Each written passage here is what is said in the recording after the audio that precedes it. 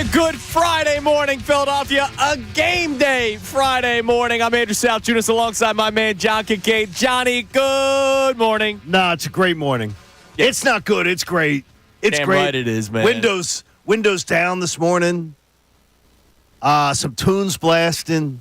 It was a good morning. It was the day after another Phillies win, a Braves loss. Football kicked off last night. Football game last night with the Chiefs and Ravens comes down to the final second. Isaiah Likely is just a toe out of bounds, which gives the Chiefs the win. Just an unbelievable game last night.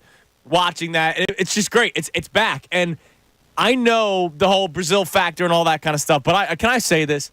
I am thrilled that the Eagles are the only game today. Like, I love the fact that I can hunker down and just watch the Eagles, not worry about missing anything else, right? Not worried about, what's Dallas doing? How's this going to affect the standings? What's the Lions doing? What are the Niners doing? I get to watch just the Eagles tonight in a big matchup, marquee matchup, with another conference opponent in the Green Bay Packers. And then Sunday, I get to sit back, watch the rest of the league in action. But I love the fact that the Eagles are on the national stage by themselves tonight with the Green Bay Packers, man. Okay, we're counting down. You've sold me. I don't like the Friday night still, but I'm so excited to see the Eagles season start. What don't you like about the Friday night when it's week one? I get you. I'm a Sunday football guy. Okay. But Friday night will be fine. Well, you'll have football on Sunday. Look, there has not been a Friday night game since before I started second grade. Yeah. This is odd. Yeah, a Friday night is odd. It's odd. It's out of routine. You should know that about me. Out of routine. That's true. That is a strange out of routine type of thing for me. Look, the biggest thing that I complain about when it comes to this is we're not on the next day. We have to wait 2 days before we get to be back on the radio to talk about the actual game. That's the only thing I'm complaining about. Morning. Let's bump off whoever's, I'm say, you want to work, baby. He's not sorry. I'm okay. Don't talk about it. I'm already doing my extra duties tonight during the pregame show with Connor Thomas and Bill Colarulo. I may back on the Landis Block Fantastic Outdoor Paradise. I may turn you on. Oh, well, and get souped up for the game. All right, you're going to turn me on. It's Friday, 6:03. There we go, Let's baby. Go, baby. All right, so the Eagles are in action tonight. Today's going to be a full-on Eagles show. Obviously, the Phillies will be mixed in here and there. They had a nice win yesterday. That's a nice win. And the Braves lose yesterday, so the magic number is down to 15. 15. The John Kincade magic number countdown. By the way, was it too early to start? I've not gotten any of those emails either. No, they're gone. And the tweets were coming like, "Oh my gosh, you're counting down the magic number too early." No, I wasn't. No, the magic number. You were freaking scaredy cats. Yes, you were a bunch of scaredy cats. They're the best team in Major League Baseball this morning on September the 6th. They have the best record in baseball. All the whining, all the gloom and doom. Yep. All that they're going to blow it. They're going to miss the playoffs. And pay up those freaking bets. Have it ready. Well, AACR needs the money. In about, 16 hours from now, hopefully the Eagles have tied for the best record in the National Football League. That'd be nice. 1-0 if they can take Chiefs, care of business. Yep, against the Packers tonight. So here's the deal. We'll be talking Eagles all day today. Andrew DeCecco is going to be joining us coming up in the 8 o'clock hour for the entire hour. We're going to basically do a sort of a pregame show, but obviously we'll have topics mixed in where we want you to react to it on the text line, phone line, 610-632-0975. And for the first hour of the show, I do want to focus heavily on the offense, Johnny, because there are conversations that we have had over and over and over again. You and I are on the same side on this, but Connor Thomas a little bit different. Andrew DeCecco drastically different when it comes to the patience conversation. Very different. With the offense, right? You and I want to see them hit the ground running right away. I'm not saying score 40 points, but what I am saying is I don't want to see 18 illegal formation penalties like I saw last night.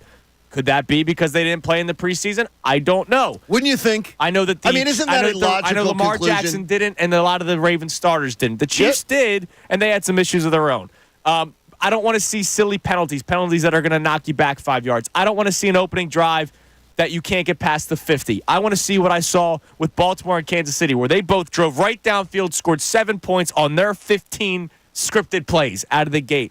I want to see drives that don't seem painful to get first downs like I saw a lot of last year. Last year, it was 2nd and 9, 3rd and 4, go for run the ball 2 yards, 4th and 2, tush push. Like that was their drives. That was to get down to the red zone, right? No, I want to see them get down to the red zone in 4 or 5 plays, explosive plays, big plays. I want to see creativity. I don't want to see the same bubble screens over and over again. I want to see Jalen Hurts look comfortable with check down passes. There are a lot of things that I can see, and the Eagles not score 40 points, that will make me happy.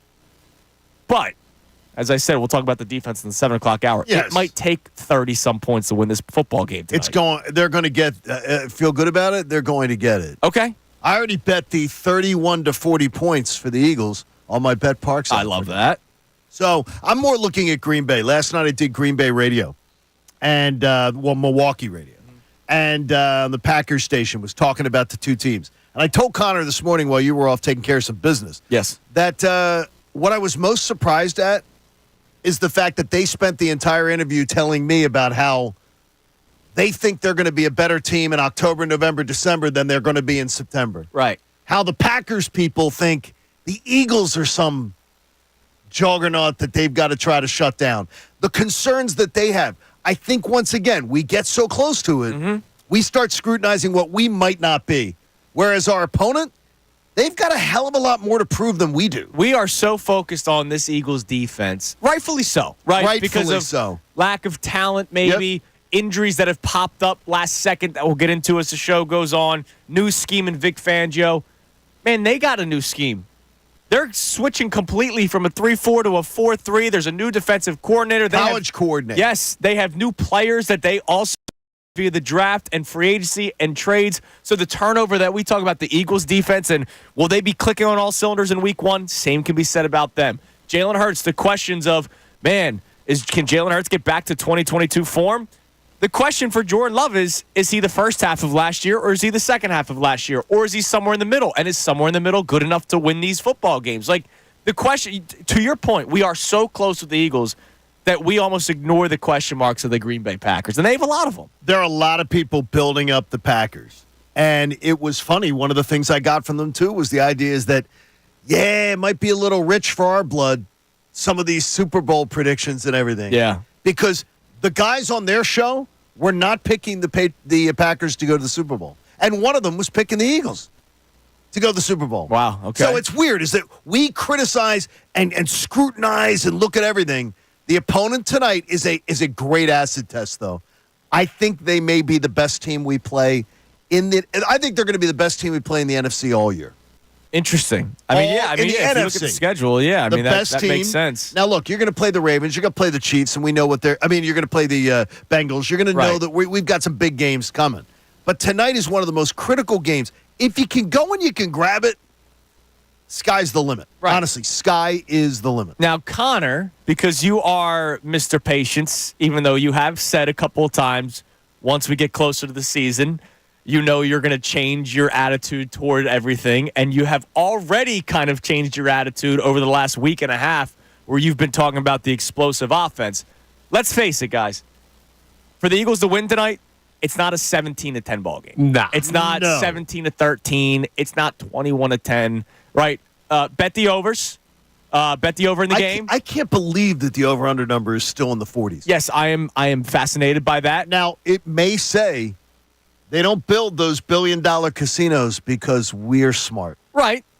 They may be seeing something we're not. I think they're betting on both offenses to start slow. And that could be their belief. And that's going to be their mistake. I agree with you. Now, I think it's going to be the mistake. Now, you mentioned both offenses. So, Connor, if the Eagles win this football game, they're probably going to have to score around 30 points. Yeah. Whether it's 33 or if it's 27, 28, whatever the amount of total, near 30 points. Absolutely. For them to win, you don't want them coming out of the gate 0-1. No. The bottom line is what I'm looking for is a victory tonight. But the style points that we're going to need throughout the season to make us feel like it's not 2023 all over again, that doesn't apply the same way in week 1 to me. And I think it will for some people. For me, I'd need to see this team go out and score more than 25 points, and I need to see them win a football game. But outside of that, if they're like we saw it with the Ravens and Chiefs last night, there were some clunky plays. There were some weird penalties. There were some miscommunications, throw wide. Week one type stuff. Exactly. Yeah. And that happens for teams with new coordinators, old coordinators, Andy Reid, not Andy Reid. So I will say I want to see something sexy tonight from the offense. Like, I want a play call. Yeah, you're welcome. I want a to our play side. call that took you makes 4 me months. stand up from the couch and be like, "Oh my God, they wouldn't have run that last year." Yes, but that could be like a 1 or 2 play type of thing, and it could be mixed in with like but I'll a say missed this, throw Connor. here and there. You said that you want to see them score 28 points in order to win. There's not many 25 plus. There's not many gritty 25 plus. Like to score 25 plus points in the NFL, you're gonna have a couple. You're gonna have some some sex in there. No, for sure. Right? Like there's gonna be some sexy plays. Like you're not gonna have a gritty 25 to 30 point performance. Whoa. Remember 22? There was a lot about that offense in 22 to me that wasn't sexy. That was more of what Connor's saying. The more grinded out, like I think they had methodical drives that took forever, that bled clock. Not in the second. I don't in know. the second quarter. Remember they were averaging like in the second 17 points a game. Did you think the 2022 offense was efficient or explosive? Can you say both? Yeah, I think there's a difference. Like it was explosive in terms of the deep ball from Jalen Hurts to A.J. Brown. Like that wasn't stop. It was efficient, but also explosive because they were big plays. I'm telling you, I'm desiring less sexy, more efficient. What I'm looking for is, and Connor, I get what you're looking for. You just want to see stuff you haven't seen before. Right. And I totally get that mindset. What I'm looking for is efficiency. I'm looking for them to have surprise me on a 3rd and 3. Right. With a draw play. Surprise me on, whatever it is, a 2nd and 2 with a deep bomb to A.J. Brown, whatever it is. Because again, Nick Sirianni, the offensive guru, scoffed at you when you talked about pre-snap motion. Yes, he did.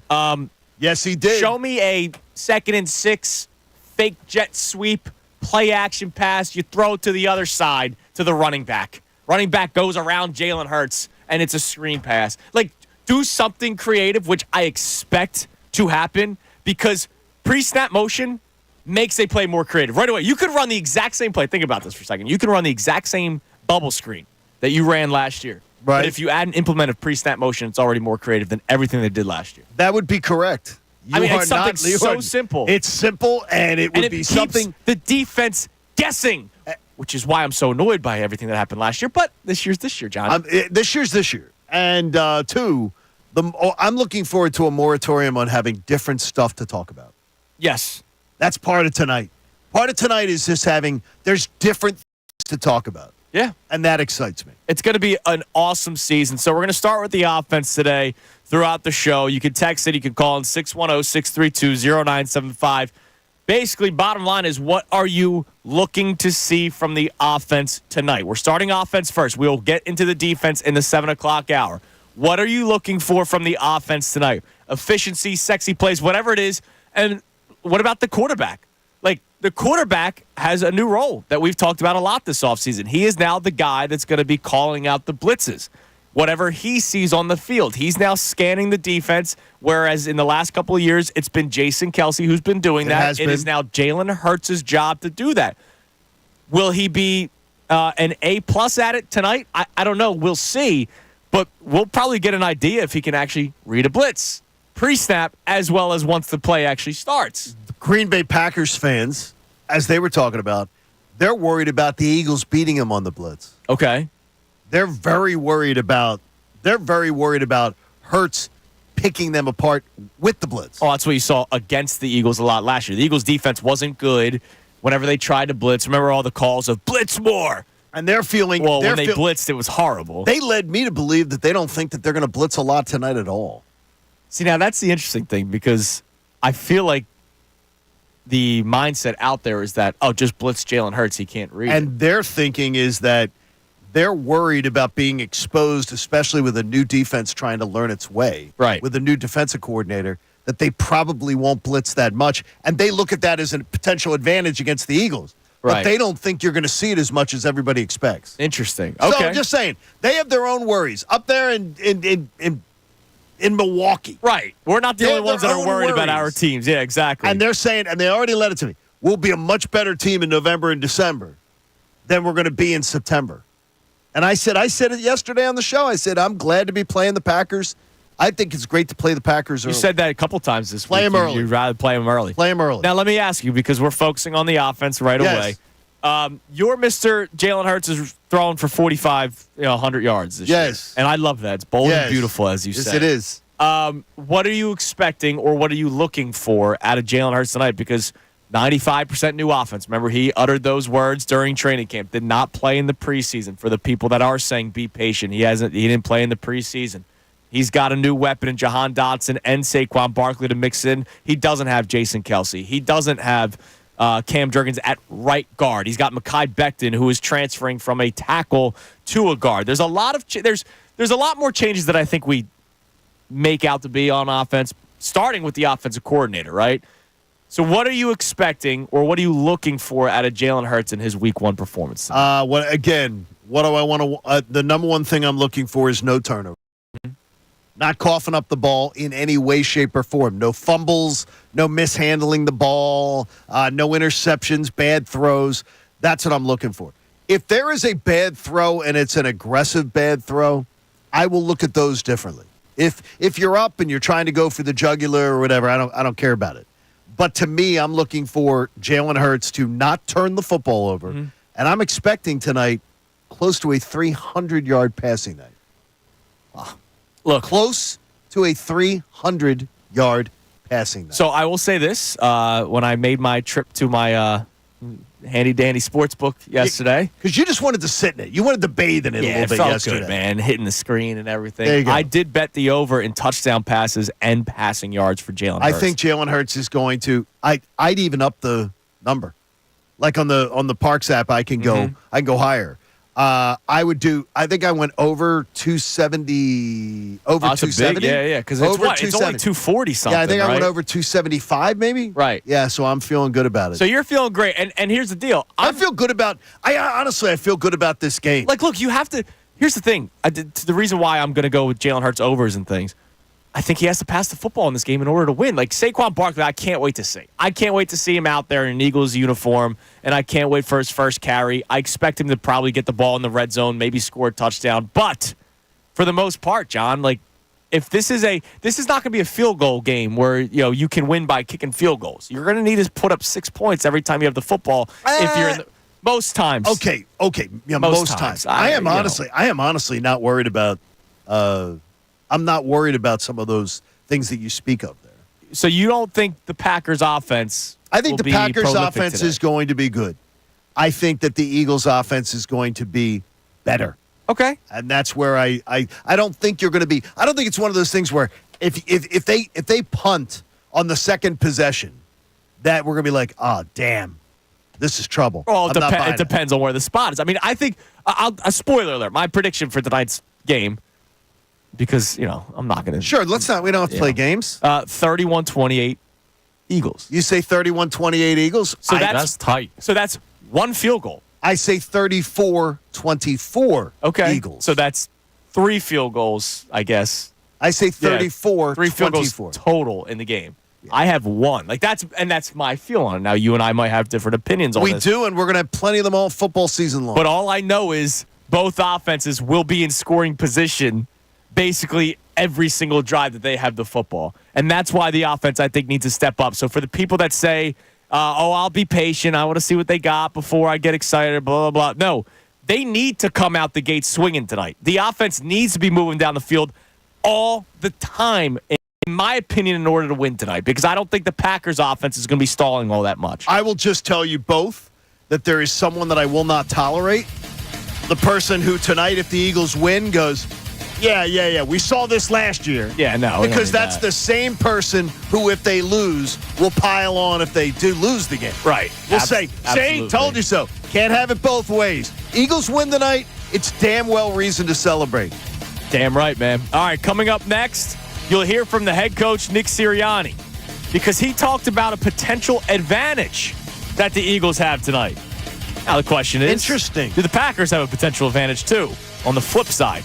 You'll hear both clips coming up next. Nick Sirianni and Tim McManus, and we'll get to some of your text messages. What do you need to see out of the offense tonight? Text in 610-632-0975. It is Kincade and Salciunas on a football game day Friday. Unbelievable. Right here on 97.5 The Fanatic.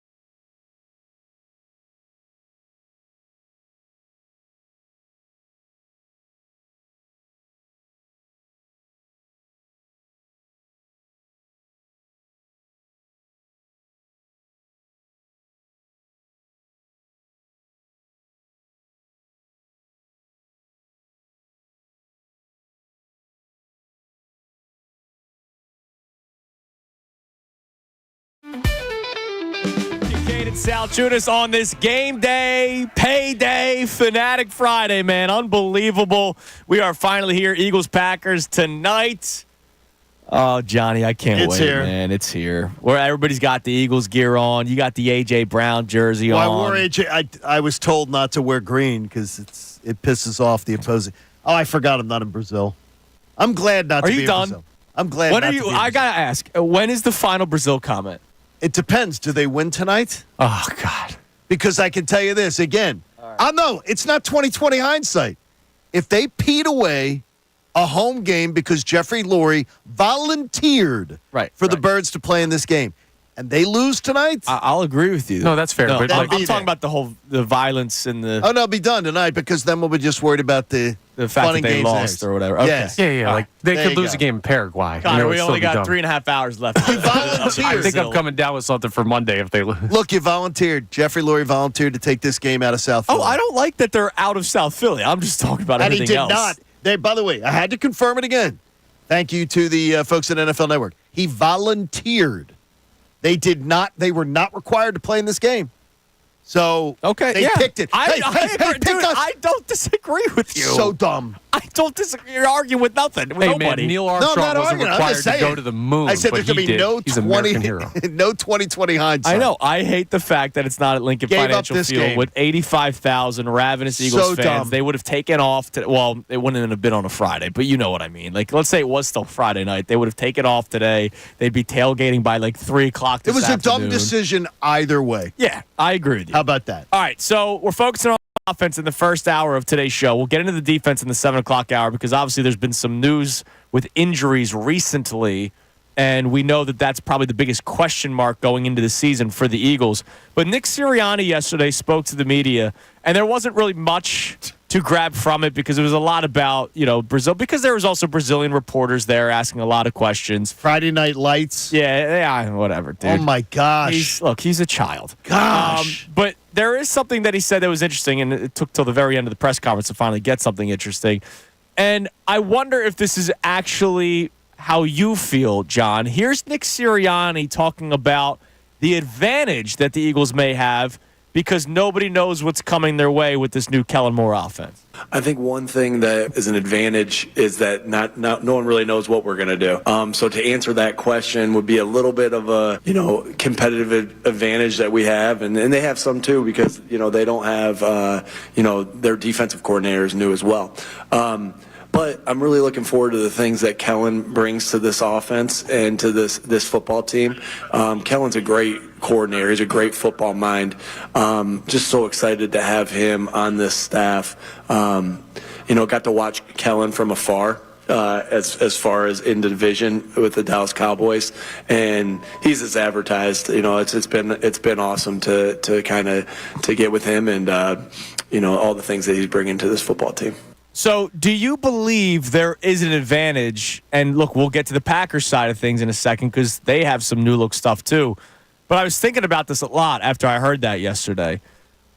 Kellen Moore, obviously, there's film on what he can do with an offense. And what he likes to do. This is his third team. But not that Dak Prescott wasn't mobile, but Dak Prescott probably stood taller in the pocket than Jalen Hurts normally does.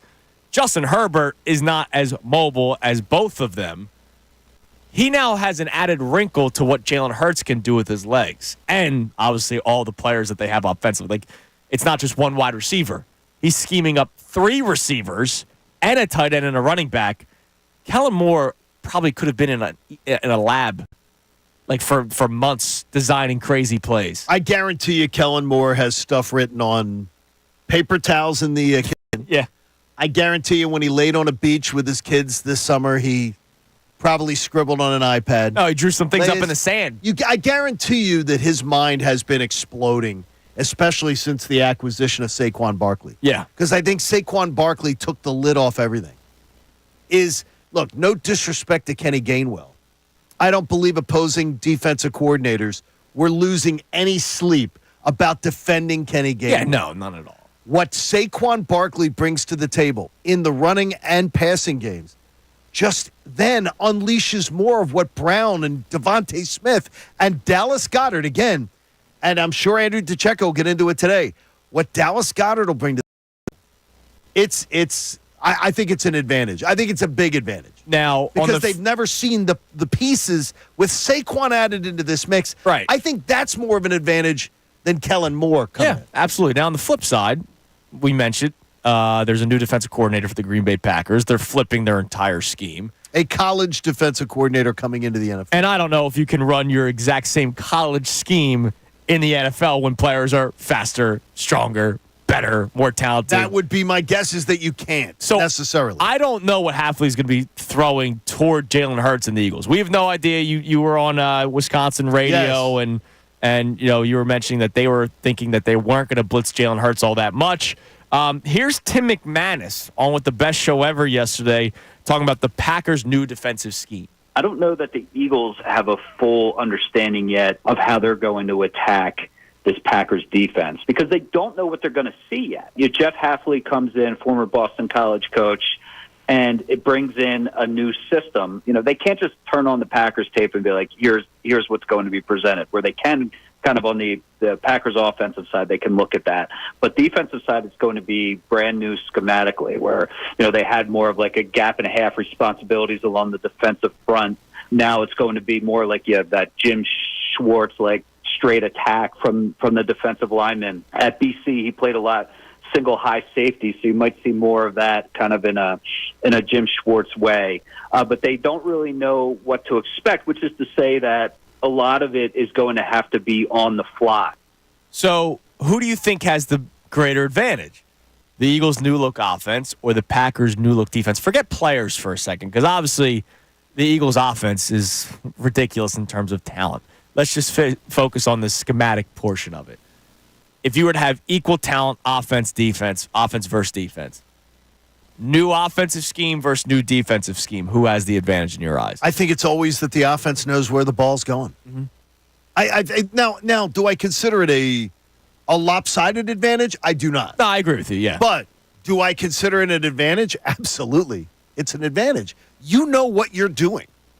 They don't. Right. They're guessing. They're scheming. They're trying to limit the bleeding or whatever.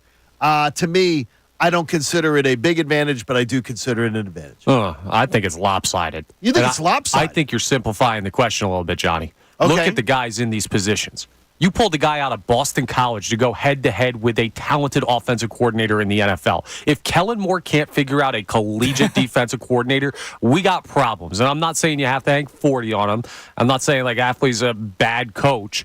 But I'm saying that the guy with the 5 years of NFL experience, even with all things equal, should be able to find a way to make this guy's night miserable in the defensive coaching box or on the sideline. I like that. Okay. I like that mindset. And it's that was very good. That was a very good response to that. And now I hope you're right too. I hope so too. I'm wrong sometimes. I tried doing just the schematic portion of it. Now add the talent. Like now you add the talent. Boat race. It's not even close. Like I know. Look, the Packers got some decent players that they acquired via the offseason, and they have some. I like Jair Alexander. That's a nice carryover player that they have. Even though I think the Packers fell out of love with him at one point last year, and then all of a sudden he's back. But whatever. The Eagles' offense, in terms of talent, far outweighs the Packers' defense in terms of talent. Now, the same can be said about the Packers' offense and the Eagles' defense, right? But I don't think this one's even close. Like, I'll read a tweet from our man Jeff. He says, it's game day. Eagles' offense will be second best offense in NFL history. Okay? Barkley, AJ, Devontae, Dotson, Goddard is crazy good. Someone will always be open. If not, Hurts will be able to run. I mean, that's the thing. And we would be saying that against any defense. They could be playing the 85 Bears today. We'd probably say this exact same thing. Good luck trying to stop everybody, right? This Packers defense is coming off of a season where they weren't good. No, this they Eagles were not. offense should have a field day against them. But we weren't good either. No, it's true. I mean, we need to, despite the talent, it's almost impossible to believe that they were as bad as they were last year. But none of us expect it to happen again. I'm going to guarantee it with a capital G, and I'll underline it with my Sharpie.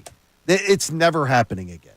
This is going to be a prolific year. And it starts tonight. It does. It starts tonight. We want to hear from you, man. And you're saying outside because outside over the Kincade or outside? I'm going outside tonight, man. Going outside. It's beautiful weather, man, and it's gonna be dark. So it is It is gonna be It is dark. an outside viewing night for me. And also because I'll be in your living room screaming at the Yeah, TV. exactly. Connor's coming over to my house tonight, but I don't want to be. Oh, I don't want wow. to be in the same room as that kid, Oh, boy. especially with that stanky Philly shirt. I'll Yeah, by the shower. way, he better shower All right, beforehand. coming up next, we get to your text messages. Answer the question for us at 610-632-0975. What do you need to see out of the Eagles offense tonight? You can talk about Jalen Hurts specifically. You can mention offensive line and whether or not you want it to look good in their first day because it is a new look offensive line. What about Jahan Dotson? What about Saquon Barkley? We're focusing on the offense in the first hour of the show. We will move on to the defense in the 7 o'clock hour. But what do you need to see out of the Eagles offense tonight? A lot of you want to be patient. Oh, new offense, new coordinator. He's coming in at 8 o'clock. I don't want patience. I want to hit the ground running. 15-play drive to start, tutty. Just like I saw the Chiefs and Ravens do. Why can't the Eagles do it? It's Kincade and Salciunas, 97.5 The Fanatic.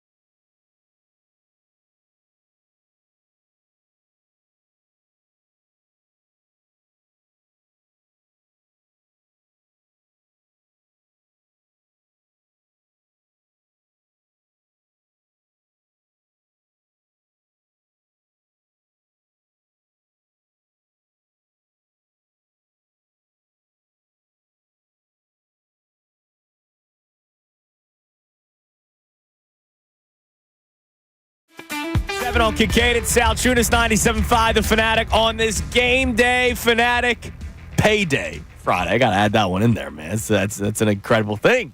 Payday Friday. Can't wait to do the pregame show tonight with Connor Thomas and Bill Colarulo. We'll be doing the show from Xfinity Live, beginning at 6 o'clock, taking you right up until kickoff. Make sure you stop on by, say hi. I know there's going to be a lot of people at Xfinity Live watching the game. I also know there's a lot of people that'll be hanging out there before going to the watch party. The old Bullies has been turned into an NBC Sports arena. So if you remember where Bullies was, that's where we will be doing the show. We can't wait for it tonight. But we got a lot of fun action today during Kincade Salciunas. Before we even get to that, Andrew DeCecco will be joining us during the entire 8 o'clock hour, which is going to be a ton of fun, man. Yeah, Mr. Patience with the Eagles offense.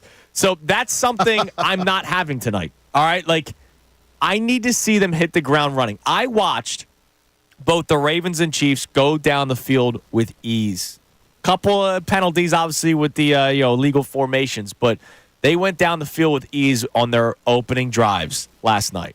Why can't I expect to see that tonight? Forget new offensive coordinator for a second. I got all that freaking talent. You better go down the field and score. I know I said that last year, but now you add in the new offensive coordinator that won't just run the same 3 plays like they did last year because Nick Sirianni believed he was the smartest man in the room and Brian Johnson had no pulse. And these are 2 elite teams. Yeah. I mean, these are 2 elite NFL contenders playing, and they were able to get their offenses rolling. And the Eagles have an elite, at least offense, right? And they should be able to go downfield. All right, we want to check the text line. You can text the show or call in at 610-632-0975. What do you need to see out of the Eagles offense tonight? We're starting with the offense in the first hour of the show. Connor, what do we got on the text line? All right, so this is a text that's going to try and prove my point on patience. Okay. So Joe checks in here, and he says, I want to see Smith, I'm talking about Devontae Smith, in motion to see how free he can get. Perfect. I wouldn't be surprised if the offense clicks like Chip Kelly's first game. That's what I'm worried about. That's the expectation that I'm worried about right there. Going out and expecting it to be like that first game against Washington, right, where it's just everything is like an 80-yard bomb. Yeah. Like, that's an unfair expectation. You guys got to remember, some of this conversation that the 3 of us have is not for the people in the room. I understand that you guys have a sliding scale of how you evaluate it, but I think there are some fans out there that are seeing the talent on the offensive side of the ball and saying they need to score 40 tonight. They need to look amazing. They need to leave no doubt that last year was a fluke, and it needs to happen right now. And I don't think that's a fair thing to ask for Jump Street. Right. 30 points, yeah. I don't need that, but I need to come out of this with a win, man. I'm not to go, this is a must-win game, 6-1 No. But I need to see them come out with a win. And for them to win, in my opinion, they need to score right around 30 points, whether it's 28 to, a range of 27 points to 33 points. They need to get in that range in order to win. And it's important to note, though, that the both of those offenses last night were also stopped at times. Yes. So there's going to be times where where not every drive works out, but you'd want them to look, if last night was a barometer, you want them to look that still very good. Right. And you want to see, them be able to have great drives at times, right? Like you said, you're going to get stopped every once in a while. Right. But it also depends on how you're getting stopped. Like, is Jalen Hurts not reading defenses? Is Jalen Hurts throwing interceptions? Like, we don't want to see that kind of stuff today. I mean, there's context to all of it. Like, I don't expect them to have a perfect day offensively. But if they have an average day, we're going to start questioning things right out of the gate. What else we got? We also have a check-in here from Anthony who says, it's Anthony in St. Pete, I want to see the Eagles move slowly down the field and burn the clock so that the defense does not have too much pressure early. If they can do this and be up at halftime, then they could open it up in the second half. I don't think that's that's a very make people very much smile if that's the case. That there should be a lot of ball control with this offense. Mm-hmm. I know everybody wants explosive, but I want efficient, and that's one of the things with me is that I want efficient. Well, you know what that is? That's basically the Eagles-Dolphins game last year. I know they ended up scoring 31 points, but they controlled that clock because they didn't want to give the Dolphins too much time. And I think they ran the ball strategy. 34 times that game. The Eagles did. They actually ran the ball more than they threw the ball. Because they controlled the clock, because they wanted to not let the Dolphins and an explosive offense have too many opportunities on the field. You could try to do something like that today. even though I don't think the Packers' offense is as explosive as Miami's. I like Christian Watson. I don't know. Maybe I'm naive. Does Christian Watson scream elite wide receiver to you? No.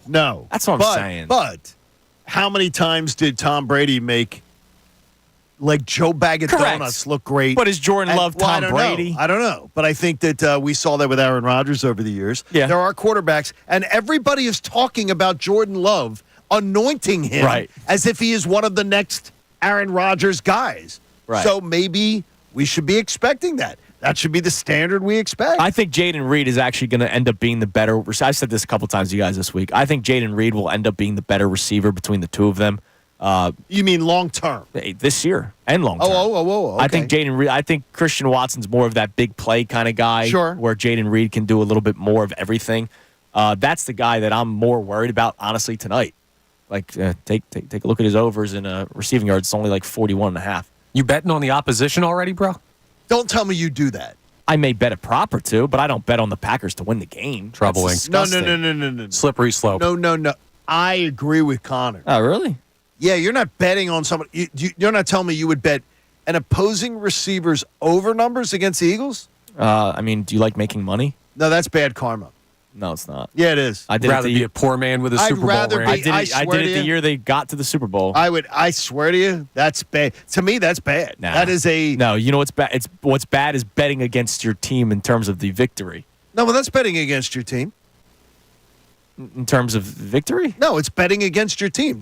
Just make that sentence shorter. I think it's That is totally betting okay to bet against a your prop. team. Nah, I think it's totally okay. Look, we can No, throw. wait, you can ask Let's people throw that one in there at I do 610-632-0975. I do not- Throw a poll up on it. I do not believe you will find a ton of support on that one. Like I'm telling you, like I'm not two-thirds saying I of it. took the Packers 2.5. I'm saying Jaden Reed's 41.5 yards receiving. I don't- How is that going That's to a hurt me? gateway bet. Oh, You get the hell out of inhale here. that bet, the next thing you know, you're on the corner. Look, this gateway stuff's baloney. I've never done anything harder than weed. All right, and I've done a lot of it. Okay. Slippery slope. Gateway, get the hell out of You're here. already betting on opposing teams. All right, coming up next, I mentioned You're such a good kid, too. we focus on the offense a lot in the first hour of the show. We're going to focus a lot on the defense in the second hour. If you want to answer the Eagles offense question, feel free. We will still take your text. And if you think Andrew's a traitor, Yeah, look, I want some input on this. I think you're nuts. All right, coming up next, we talk about the defense, but also two guys that I think need to step up right out of the gate tonight. It's Kincade and Salciunas, 97.5 The Fanatic.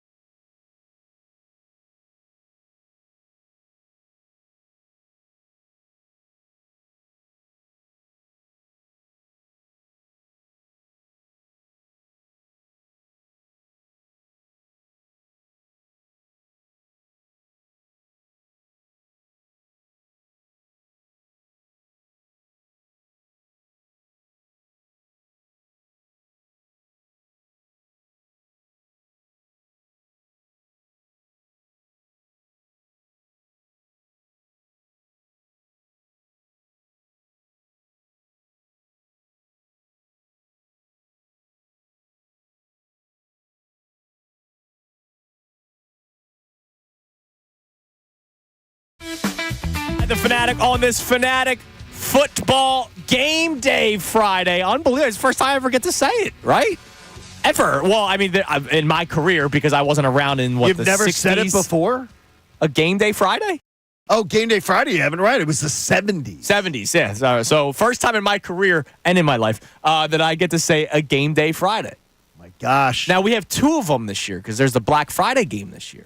Now, there was the a Black Eagles. Friday game. There was a Black Friday game last year. Was there one last year? It was an afternoon Or is game. it this year? I thought it was a Black Friday game last year in the afternoon. I'm almost positive. Okay, maybe. But for the Eagles. It's a Friday night game. There was Okay. an afternoon game played. I Last believe year. the Jets played in it. Okay, interesting. Last year, if I'm not mistaken. Man, the schedule makers really They went all loved in on the with the Jets, Jets. last year. It's a shame because then And they're Rodgers all in goes on the down. Jets again. Well, They're all the Jets. they should be. The Jets are just gonna They should be. That team. dominate the world. Oh, well, they're not going to dominate Can't the world, wait. but they will win the AFC East. Yeah, they Mark will. my words. Well, you have the Dolphins, the Fugazi team. All right, so if you want to chime in about the Eagles' offense question, here's what we started with. We focused offense-heavy first hour. We will move on to the defense in the second hour, but that doesn't mean we're going to get away from it. Our question for you to answer on the text line and the phone line at 610-632-0975 is what you need to see out of the Eagles' offense tonight. You can say, I need to see 50 points tonight. Or you could say, hey, I don't care, just win the football game, right? Like, I'm sure there will be all over the place the answers for this, but I want to know where the majority of people are at. John and I aren't preaching patience. We're not. We want to see them hit the ground running. Part of it, the talent. Part of it, Jalen Hurts' resurgence. Part of it, your love affair with Kellen Moore that you've had since the day they hired him. I have. What gets me, though, is the patience, folks. And when I tease, there's nobody I respect more when I'm hearing Eagles insights than our man Andrew DiCecco. That there's nobody that I'm putting above him right, as far as his insights. But when I hear patience for the offense, but no patience for the defense. Right. It's top like that to me is just, I don't understand it, but he can explain himself in the 8 o'clock hour. Yes, he will be joining us for the entire hour, as he will be doing every Friday during the football season. Look forward to that. And then he'll join us on Mondays after a game, or when there was the Monday night game, he'll join us Tuesday. Just for a check-in. To give his check-in. Yeah, so we can't wait for it. Connor, give us a couple of texts about the Eagles offense, and then we're going to move into the defense. And the two players that I need to see step up right out of the gate tonight, I wonder if you guys have similar names, because I think a lot of it will fall on their shoulders all season, and I need to see it tonight. 610-632-0975, the number to text in. Colin, what do we got, Connor? No, I was thinking we could just do offense and Mike Missanelli can handle the defense. We could split it between shows. That might be more fun. But David checks in and says, I need to see cohesiveness along the O-line. A lot of changes in positions and didn't see the starters at all in the preseason. When we talk about the offensive line, and it's weird because Andrew and I were just talking about it off air. Yes. A little bit. There's a NFL Network piece that'll run today in previewing this game. Mm-hmm. And Kelsey did not have a good year last year. He did not have an impact year last year.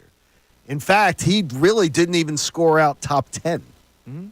So, I mean, I'm not saying that he wasn't an impact, but veteran leadership, we saw nothing. Because the veteran leadership in that locker room did nothing to stop it.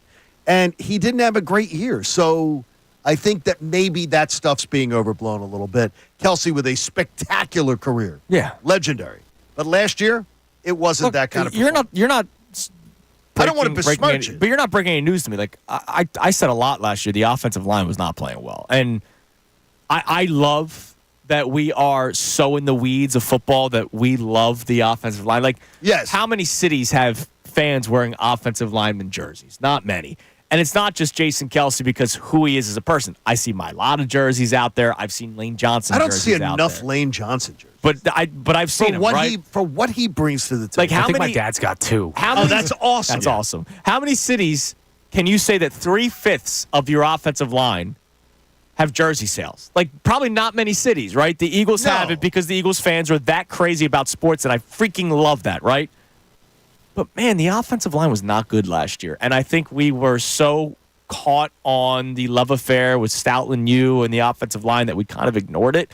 Well, I think when something is hyped up that much, that even when they play, and they weren't terrible, No. But they weren't the impact offensive line that they'd been in previous years. No, they weren't. They were not a top 3 offensive line. They were last absolutely season. not. So you're not really breaking any news to me. But with all the Kelsey chatter, yeah, I get it. about how they're going to replace Kelsey.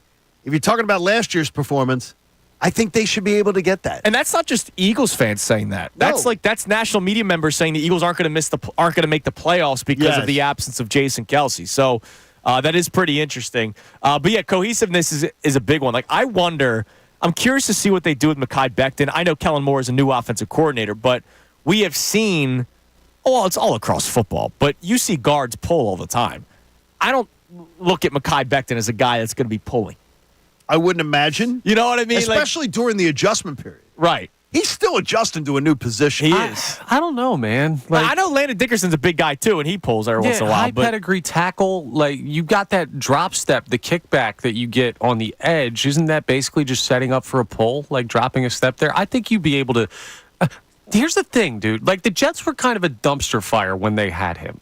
And I don't know if I trust that organization to truly develop players yet. I know they've got a good defense. Right, but he's playing a new position. That's the thing. See, that's what I understand. wonder about, too, the transition into the new position. But who's he surrounded by?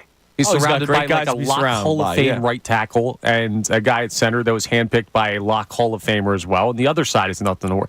I think he's going to be really good this year. Okay. Look, I hope so. He won that battle at right guard from basically from Jump Street. People were saying. All right, give us one more text, and then we'll start talking some defense. All right, speaking of the offensive line, well, really more the whole offense, this texter says, no name, considering the sample size we saw this offseason from the offense, I want a defining 10-plus play drive to set the tone from Jump Street. Yeah. Did someone say Jump Street? I added the Jump Street. Oh, I was going to say, because I've Sometimes heard I Jump add a little Street. flavor. Couple times now. Yeah, I need to see it right out of the gate. Like, it's the 15 scripted plays, whether it's week 1 or Super Bowl.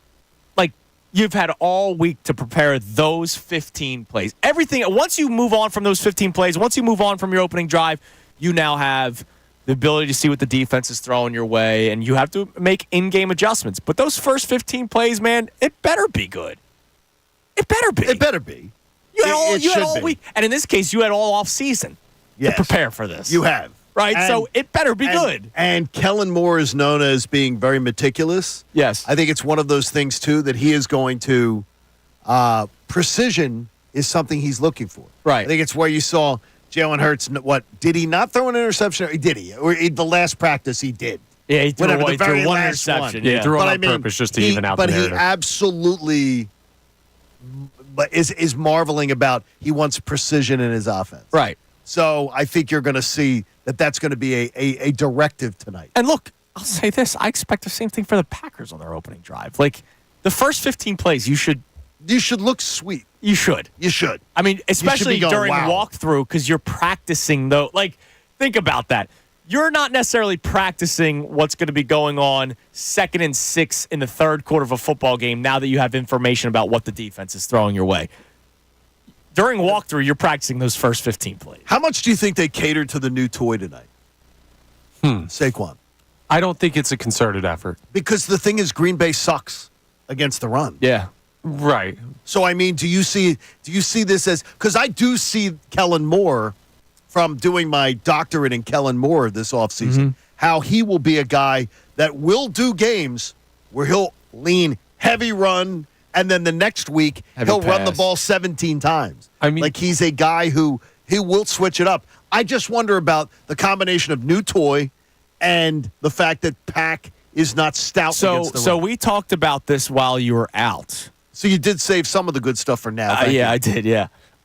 We talked about Saquon and what we're actually expecting out of him this year. And what was the summary for the two of you? And was it the same? I think we ended up getting to the same point. Like yardage-wise, did you come up with one? I still think he's right around 1,000 yards, but yeah. I don't think he's going to be a 25 carry back. Like, I think they're going to be careful with him so that he's good to go come playoff time. They did that with DeAndre Swift last year, but that's DeAndre Swift we're talking about. This is Saquon Barkley. If I said to you right now, the disparity between rushing yards and passing yards for Saquon Barkley, and I set it at above or below 350, the gap between his passing and receiving yards, would you go under or over? I would. I'm thinking it's going to be. I'm thinking it's going to be close as far as. I think he may rush for 1,000, and he may catch like 700. I just like. I'm telling you, There's so much. There's so many other players too. I mean, it's hard. I mean, there's hard, but I see him busting a few pass plays. Yeah, I know. I get it. Really push up those yardage. I think ultimately they're going to be careful with him. Like, I don't see there's going to be a game where he'll finish with 20 carries. I don't want to hear though any of this crap of, well, we want to bring him along slowly. Let's not like. I'm not expecting more than 15. He's totally freaking healthy. I know. I'm not expecting more than 15 carries tonight. Part of it is also who you're playing. Like, yes, you can run the football against the Packers. You're also going to probably have to throw the football in order to win this game. To distance yourself from Green Bay. Yeah, you're going to have to. Like, I see 12 to 15 carries for Saquon today. Maybe 3 to 4 receptions. There better be 12 carries. Oh, yeah. If he doesn't get more than 12 or more carries, we riot. And the thing is that Kellen Moore is a guy who does. Unlike it, he runs the football. But like, here's the thing we got to remember, just real quick. All these guys are new toys to Kellen Moore. Yeah, that's true. I didn't think about it that way. But he gets to use A.J. Brown for the first time. You think he's excited about that? Yeah, I didn't think about that. I'm sure that he is, man. You think we're going to see some slant patterns that they totally disregarded for A.J. Brown tonight? Yeah, I'm sure you'll see a million things that they completely disregarded last year. Remember one thing quickly.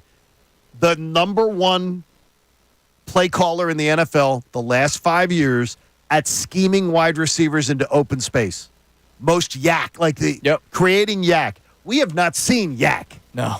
Enough. Not nearly enough. Even from A.J. Brown and Devontae Smith. I don't think Devontae Smith gets enough at all. Like they don't put him in the space. Right, they don't scheme him open. Yeah. I think and that's why I picked him for MVP of the offense. I think Devontae Smith is going to be schemed into open space, and A.J. Brown's going to get so much attention, and Saquon Barkley will be there.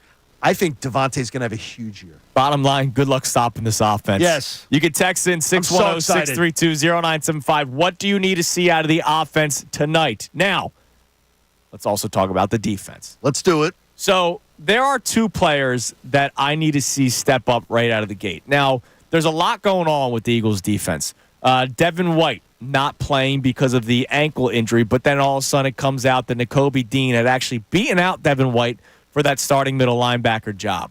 Isaiah Rodgers popped out yesterday on the injured list with a wrist injury. I wouldn't have bet on that. I knew that was coming. What are the odds? Better or worse than Brazil? I'm telling you. Yeah, that's another one. I'm wondering when I might need the Eagles to trade Isaiah Rodgers. No, he's going to start to be a hell of a player. Oh, I might need them to trade him so that I can hear the puns, the betting puns done. Isaiah Rodgers now out. So now all of a sudden, Nakobe Dean, question marks, will be your starting middle linebacker. Quinyon Mitchell, step up. You're starting on the outside. It looks like I saw a lot of people tweeting out that it'll be Mitchell on the outside, Keely Ringo in the slot. I think it's going to be Ringo outside. That's what I thought. Mitchell inside. Because that's what the whole camp was. Correct. But I would it would be to me that would be drastic. But I will say this, as we got later and later into camp, there were more and more reports. And look, we could talk to Andrew about this. He was there. We'll talk to Andrew about it in the 8 o'clock hour. There are more and more people that were at NovaCare for those training camps that Quinyon Mitchell started getting more and more outside reps as training camp went on. And I remember at one point Vic Fangio said he didn't want to throw too much his way, and because he was being so successful in the slot, that's where they wanted to keep him. Maybe this guy was such a baller that they said, let's get him out on the outside as quick as possible. Now, what does that mean for Keely Ringo and Isaiah Rodgers moving forward? We'll find out. But I agree with you. I think week 1 tonight, it'll be Ringo on the outside, Quinyon Mitchell on the inside. We're not going to let Brendan Gunn call the defense tonight because our man B. Gunn has been really upset. Yes, he has. About the fact that you get a first-round draft pick and you're not going to play him outside. I'm not upset about it, right? But if you're going to draft, if he's going to be the first defensive back off the board in the NFL draft, you should be comfortable playing that guy outside week 1. It may not be like the best thing, but this is one of those situations where he should be able to handle. If he's worth that pick, you should survive. Yeah, but I don't think they're saying that he's not. Right. If they don't, I think what they're saying is they didn't plan on him being outside to start the year, and now by needing it, do you want to throw him to the Wolves like that?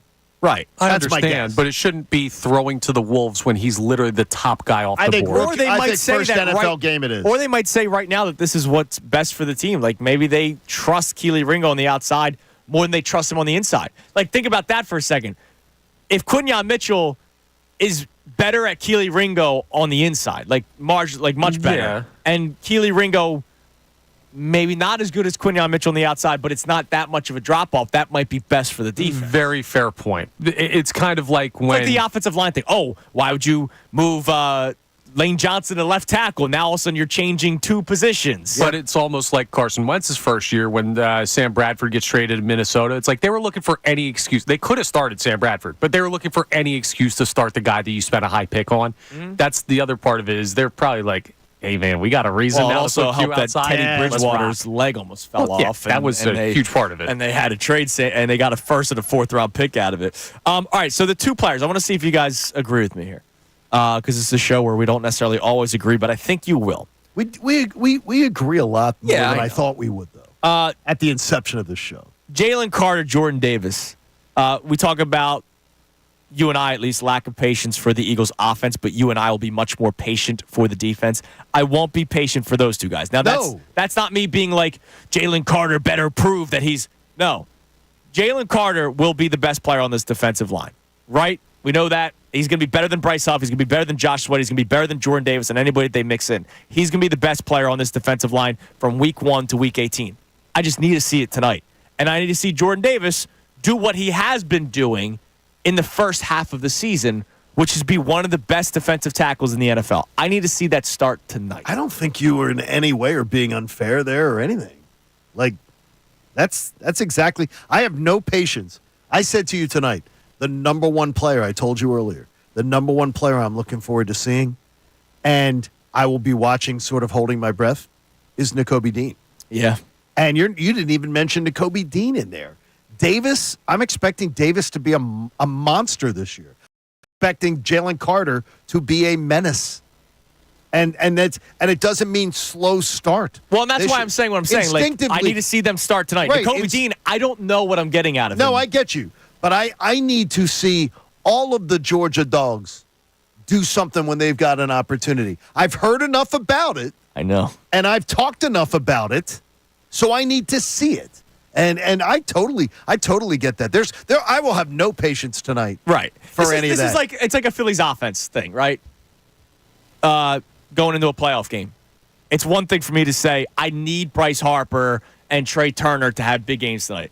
It'd be another thing for me to say, yeah, but I also need Johan Rojas. No, that's different. That's big different. day. Like, right. you know what I mean? That's kind of Right. That's kind of Nakobe I Dean got for me you. right now. Like, I need Nakobe Dean to just not be a butcher. Like, I need Nakobe Dean to go out there and Survive. I don't want to. No, I don't you want to need talk about Nakobe Dean too much. You need Nakobe Dean to show you promise. Yeah, That's all you need. I don't want to You see the need him- back of his jersey Correct. all day. You don't know? want the Green Bay Packers. You don't want a talking point out of this game. They picked him apart. When Jeff McClain writes his story, when Yeah. Andrew DiCecco writes his story, that it's, man, that's a perceived weakness right now. Mm-hmm. You don't want to see that. Yep. All right, so coming up next, we'll continue our defensive topic. I'll ask the exact same thing when it comes to the defense. For the offense, I asked the question, what do you need to see tonight out of the offense? Now, same question for the defense. What do you need to see tonight out of the defense? You're going to hear from Tim McManus coming up next, who talked about Devin White and Isaiah Rodgers. What is the plan now that Rodgers is out? What is the plan at linebacker? Tim McManus joined the best show ever yesterday and talked about that. You'll hear those clips coming up next. Let's double and down your on text that. messages, 610-632-0975. What do you need to see out of the offense tonight is what we started with. We'll continue reading those texts. Now also the defense. What do you need to see out of them? It's Kincade and Salciunas on this Fanatic Football Game Day, Payday, Friday. 97.5 The Fanatic.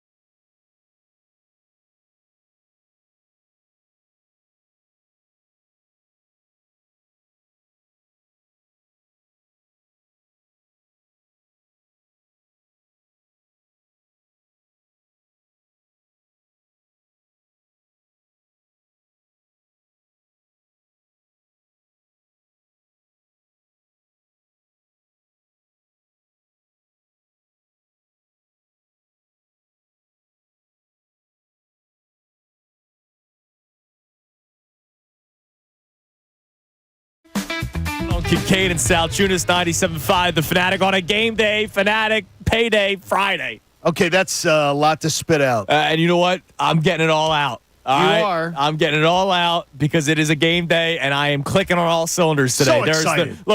There's no patience with the show.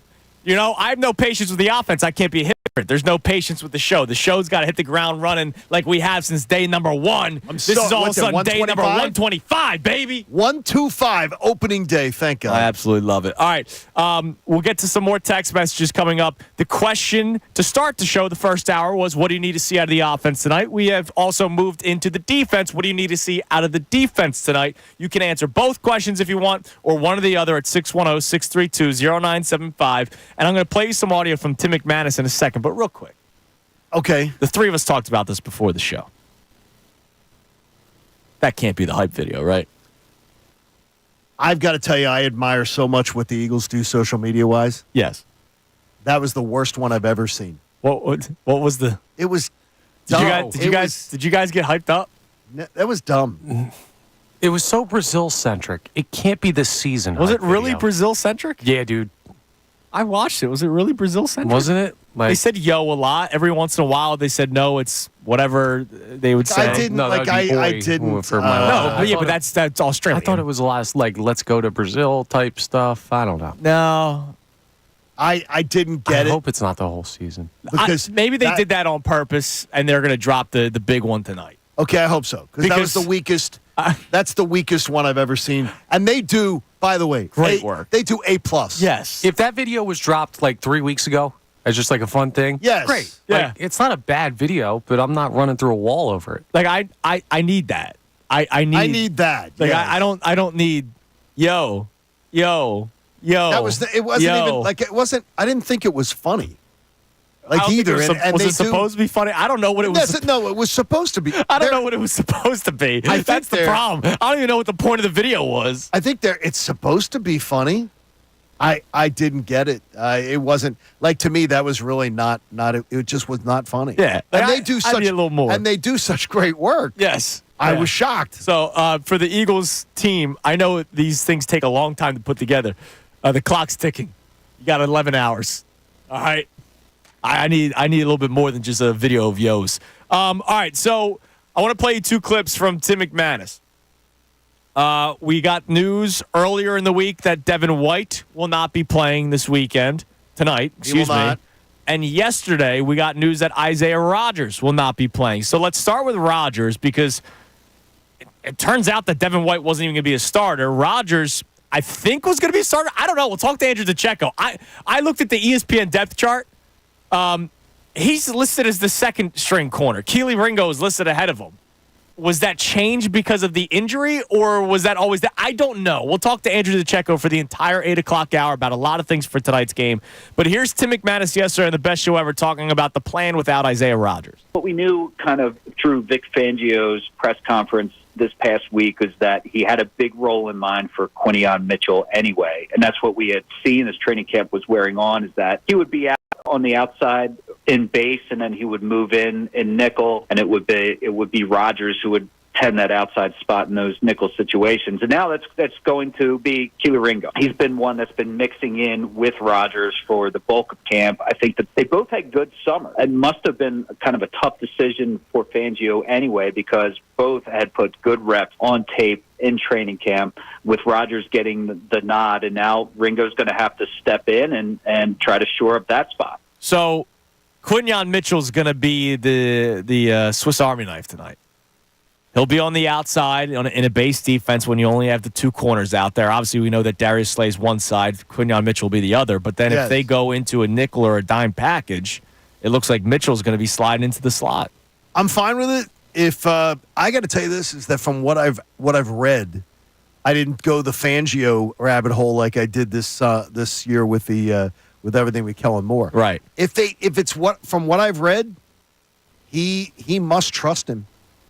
He must trust him because he's a guy who sometimes he loves throwing players to the wolves, that expression. Right. He loves doing that and seeing what they could do. But it seems like he's giving him a lot to consume. Well, he kind of honestly needs it. Like the Eagles fans, the Eagles themselves, they need a cornerback like that. Okay. Like a guy that can do a little bit of everything. I mean, that's why you're doing this youth movement. So what else would you have done? You know what I mean? Like, would you have put him just in the slot? No. I mean, I'm not going to look. If he's better than Keely Ringo, he's got to be on the field. And if he is better than Keely Ringo, I'm going to be very, very pleased and surprised because I'm expecting a big year from Keely Ringo. Now, the other thing that I want to play for you, here's Tim McManus talking about the linebackers because Devin White goes down with the ankle injury. When Connor broke the news to us, we were all saying, oh, well, that sucks. You know, step on up Nakobe Dean. But then Albert Breer puts out the tweet that they were actually looking to trade the Devin White. Nakobe Dean was always the starter, which I know there were guys like Jeff McClain and Andrew Pacheco saying that for weeks, but I don't know. I didn't think it was like a surefire thing. Clearly it was, or maybe it is now that Devin White is out with the injury. Here's Tim McManus talking about the plans at linebacker. Yeah, well, Nakobe Dean was kind of coming on anyway. The read that I had on it as we were getting closer, to cut downs, and that Dean was sort of on the come, was stringing together his best practices that he really has in an Eagles uniform that we've been able to see. He was pushing White for that spot, and I think that there was a real chance that he was going to overtake him anyway. What we saw throughout training camp is probably going to continue in some form or fashion with other linebackers rotating in. Jeremiah Trotter Jr., whether it's Ben Van Sumeren gets some snaps. Fangio had not settled on a group, and that's his preference. I mean, he's been very plain about that he would like to be able to just have a set group of linebackers, that ultimately that's the better option, but it didn't seem like he was ready to do that yet. All right. That says a lot. It does. It says that nobody's really ran away with anything. Yeah, that's except for Zach Baun. Apparently, Zach Baun's been like one of your starting linebackers since OTAs. Boy, they've doubled down on Zach Baun. So we'll see what happens. No, you know what they've doubled down on? Not caring about linebackers. That's what they've doubled down on. Triple down on. We have to just realize they're not going to assuage us with changing their direction. They just won't. They're once again going into a season hoping that spare parts and bubblegum can keep together a linebacking core. I hope it doesn't screw up their whole season. Absolutely. All right, you can text in at 610-632-0975. We're going to get to a lot of text messages coming up next, but let's get one in there, Connor. What do we got either on the offense or the defense? What other people are talking about? All right, we've got a lot of offensive text from Jump Street. And Tim from Harrisburg said, am I saying Jump Street every single time? Yes. That's the from third. the get-go. And Tim from Harrisburg says, I want to see creativity and innovation with the offense tonight. How cool would it be to actually see motion, play action passes, etc.?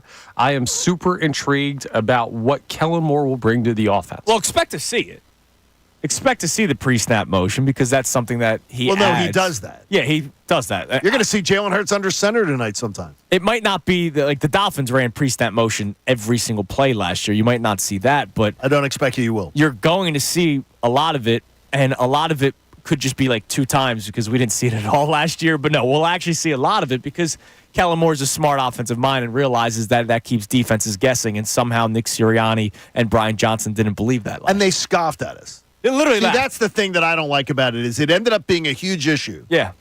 And they scoffed at it, and Nick Sirianni acted like he was like what the fans are asking. Yeah, and now all of a sudden, we played that clip earlier in the show, and we will play it again for Andrew Pacheco in the 8 o'clock hour, talking about the advantage that the Eagles have because people don't know what Kellen Moore. Oh, man, he's everything is advertised. And everything that he does. Yeah, he does pre-snap motion. He does everything that you didn't believe in last year and scoffed at. He does. And now all of a sudden, oh, man, he's great. I'm fine with people changing their mind or changing direction or realizing that something they said was a mistake or whatever. But you know what you got to do? You got to own it. You got to eat it. At some point, he's got to apologize. Boy, I got to tell you, last year, my eyes have been opened to how valuable that is. When does I know last year, it won't happen. It won't happen. Does a reporter have the balls? No. At some point this season to say, hey, you're 6th in the NFL in pre-snap motion. Last year, you were very much against it. You were toward the bottom of the league. I don't believe that. That's a good question. It is a very good question. What does it prove? Like, what's the point of asking it? No, it's a good philosophical question to ask him, because Nick Sirianni can easily say, hey, look, we put last year behind us. Clearly, there were things that I needed to work on. I really love what Kellen Moore brings here. That guy knows what he's doing with the offense. Have blah, you blah. changed your philosophy, Nick? Yeah. Do you now realize the importance of it, something that you advocated against? He advocated against it. Yeah, but he pushed it. He literally got annoyed. At one point, he's like, man, I feel like it's every week with this pre-snap Every motion week, question. we got to talk about That's this. a fan question that we want to just get the head coach to say he was wrong. Reporters asked the question last It's year okay multiple times. But the thing is, though, Connor, that's leadership. It's okay to say you were wrong. He's not running the offense. That does nothing for me. I don't care whether Nick Sirianni learns. I care if Kellen Moore does it and if he stays out of his way. If Kellen Moore is gone after this year, you better hope Nick Sirianni learns. Then it'll have to be someone else because he's not calling an offense anyway. All right, coming up next, we'll get to more of your text messages on both sides of the ball. What do you need to see tonight out of the Eagles offense? What do you need to see out of the Eagles defense tonight? I'll ask you guys that question as well because we gave our offensive answers. I need to see what you guys want to see out of the Eagles defense tonight because it might not be much, but it might just be one play that really makes a difference. It's Kincade Salciunas, 97.5 The Fanatic. Hey, this is Tyrone Johnson, and you can hear me with Ricky Patel.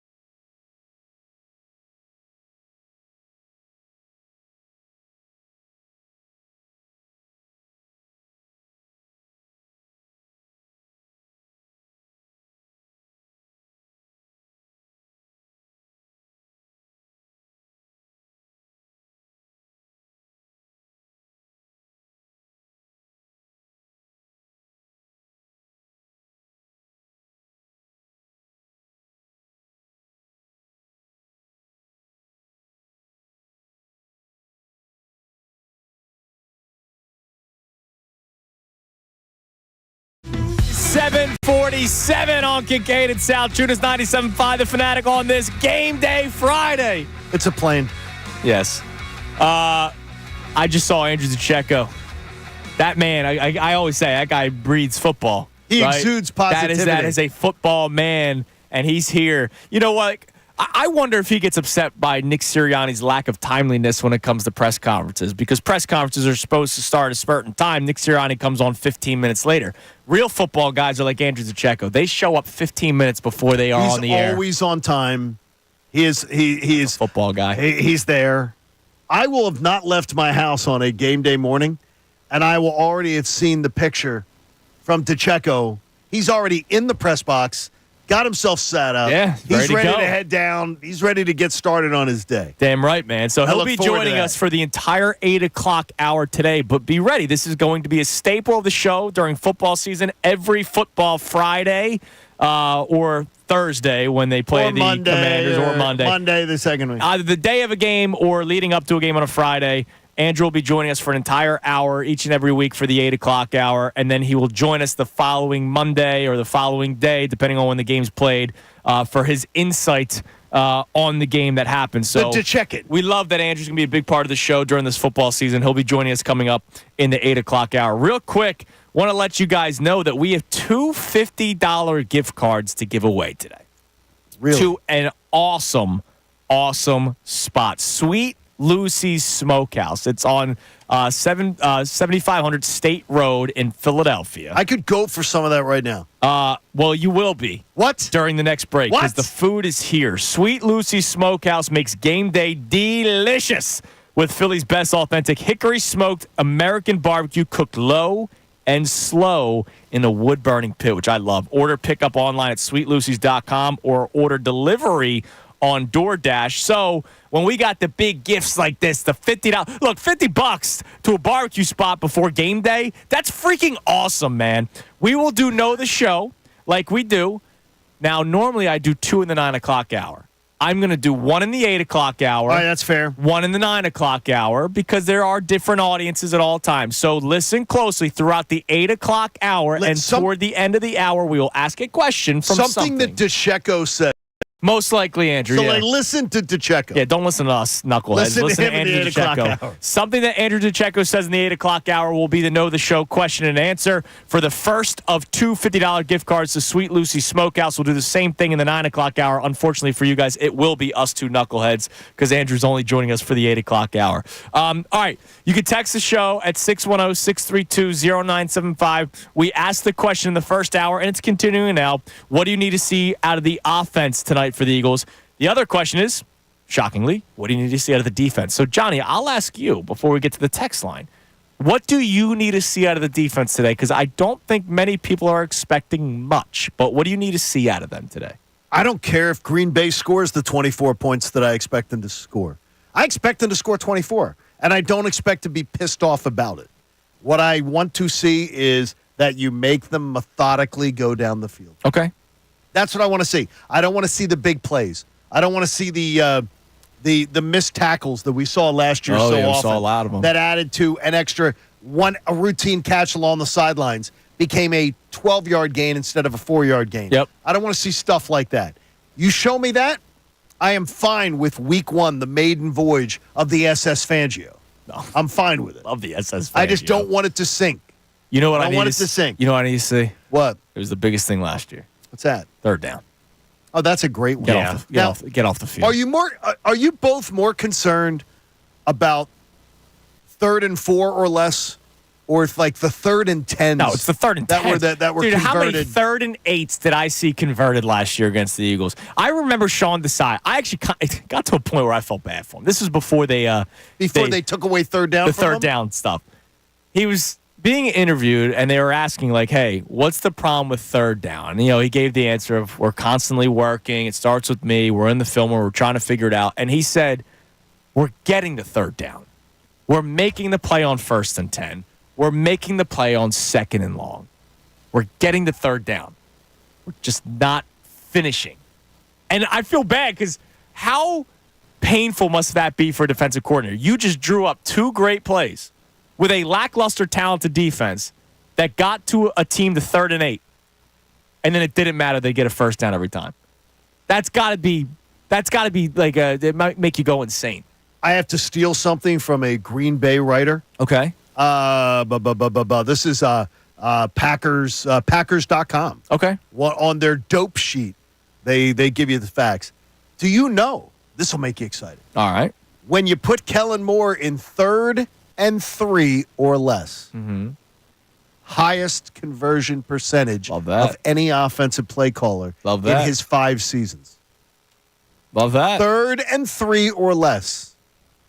They're worried about 3rd and 3 tonight. Now, damn right they should Because he will run out of 3rd and 3s. Now you got a quarterback that can run. He'll do quarterback draws. They're concerned about it, but he has an amazing number. This is a guy who is really, really good. Short yardage, 3rd down, he's deadly. Damn right, When man. you don't know if he's going to run, you don't know if he's going to pass, whatever he's going to do. All right, give us a text, Connor.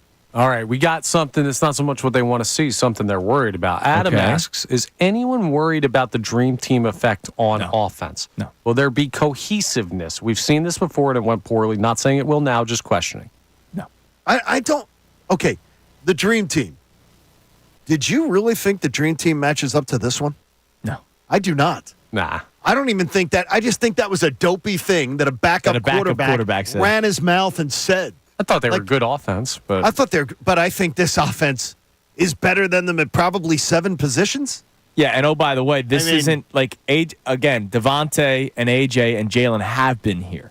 Correct. All right, Saquon and Jahan Dotson are additions, and they should be focal points at times in the offense. But let's face it, AJ and Devontae will be probably the most explosive offensive players still for you this year, and they've been here. So I don't think it's much of a correlation to the dream team. I'm not worried about the dream team. All right, 8 o'clock hour, we are joined by a football man, Andrew DiCecco. He joins us for the entire hour. Again, listen closely. Something that Andrew DiCecco says we'll play Know the Show with at the end of the hour for the first of our two $50 gift cards to Sweet Lucy's Smokehouse. Oh, dude, I can't wait to try some food during the break. Tell you all about it. It's Kincade Salciunas right here, 97.5 The Fanatic.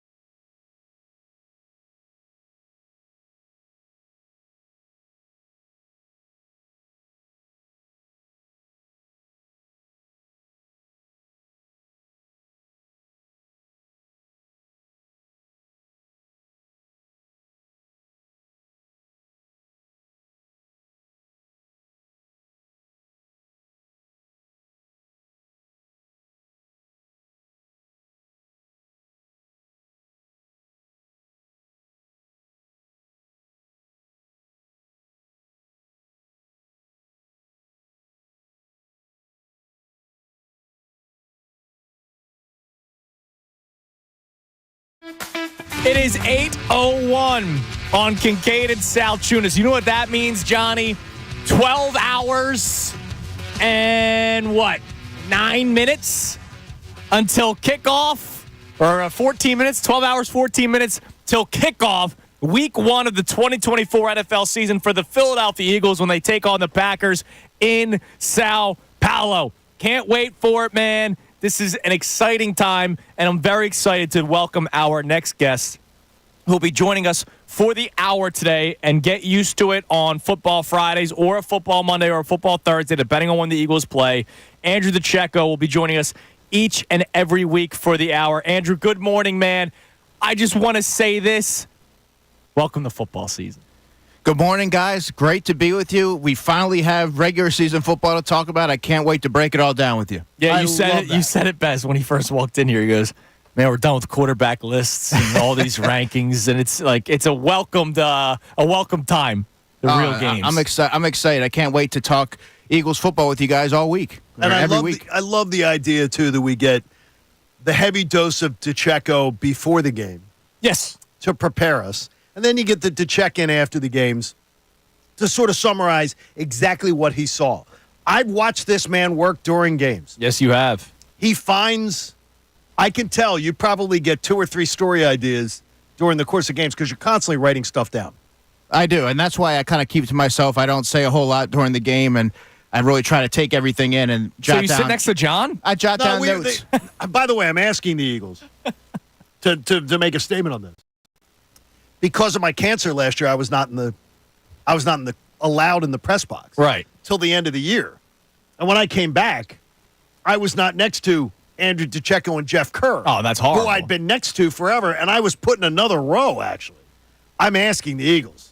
I went back with this. I made sure I stopped by and I talked to John, and we had our conversation. I wasn't allowed in because of the immunocompromised. I learned so much though. Just there's the end of a quarter, there's a halftime, and you're picking the brain. Yeah. There's so much Eagles knowledge in that press box. It's amazing. Oh, Incredible. and Andrew DeCecco is a football guy, man. He is a football guy. And that's why we have him in here. So if you have any messages or questions for Andrew, you can text and you can call in at 610-632-0975. Any questions that you have for tonight's game, because knowing Andrew, he doesn't just break down the Eagles, he breaks down the opponent, which we will be doing over the next hour with him. We have today's headlines with Connor Thomas coming up in a minute, but real quick, I want to show some more love to Sweet Lucy Smokehouse, Johnny. They just dropped off some food. I told you that we have 2 $50 gift cards to Sweet Lucy Smokehouse, 7500 State Road in Philadelphia. And boy, do you want these gift cards, because boy, is that food delicious. What I'm going to say to you is this. The barbecue I have not tried yet. But if the smoked wings. Oh, my God.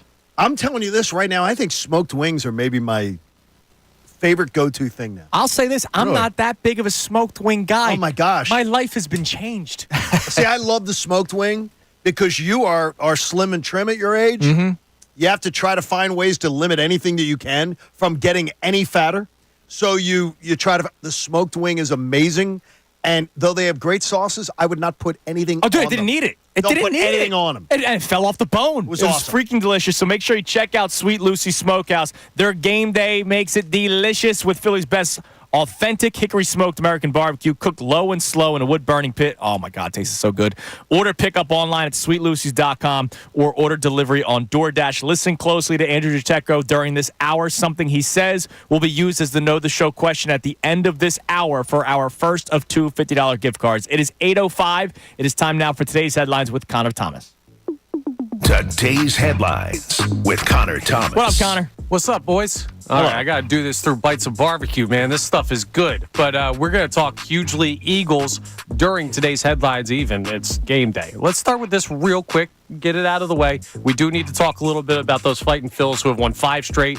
This is what it sounded like at the end of the game, courtesy of NBC Sports, Philadelphia. Swing and a miss. He got him. And Strom picks up the save. It's a quick 1-2-3 10-pitch inning for the Phillies left-hander. And the Phillies have now won 5 consecutive games. Great win. And once again, crickets from the critics. The critics, I should say. Yeah, where are they? I don't know, man. I thought they stunk. The Phillies stink. They're going to blow the division lead. I'm so tired of that. And I'm glad that they are back under rocks. Like, I would rather you continuously say they're going to fall apart. Like, say it with your chest. Don't go under your rock and be like, oh, I'm going to disappear. And then if the Phillies lose a playoff game or a playoff series, you text in, you call, and you tweet, and you email in the next day and go, see, I told you they stunk. Well, then where were you? Like, I'd rather you continue to just be a hater. I don't understand why you want to hate on a team that you love, but hey, I don't get it either. It's a football Friday. Damn right They can all be wrong. Speaking of football Friday, let's talk about this. Something or nothing. I'm going to need everybody in that room's opinion, including Andrew DeCecco on this one. So Jonathan Jones, who does work for NFL on CBS, tweeted something out interesting yesterday. As the home team Friday in Brazil, the Eagles got a hotel closer to the Sao Paulo Stadium. The Packers, on the other hand, will have a game day commute that's estimated to be between 1.5 to 2 hours based on heavy traffic. Is this something or is this not? Nothing. I sort of disagree with you. I get what. Look, I understand. I don't see it as being You're looking for any advantage. I get it. You're looking for any advantage possible. That's reaching. Like, to me, the advantage is 85,000 people on your side. The Eagles don't have that, unfortunately. Right. Yeah, I don't believe, though, there's no team commutes an hour and a half to 2 hours on game day. I believe that is something more than we're talking about. I don't see a lengthy commute as being something that is advantageous to the Eagles, significantly. It's not that big of a deal for me. Oh, you're going to get crammed legs in the giant buses that they have. Right. Like, Here's what I say to you. Take a nap, watch a movie. But you know this.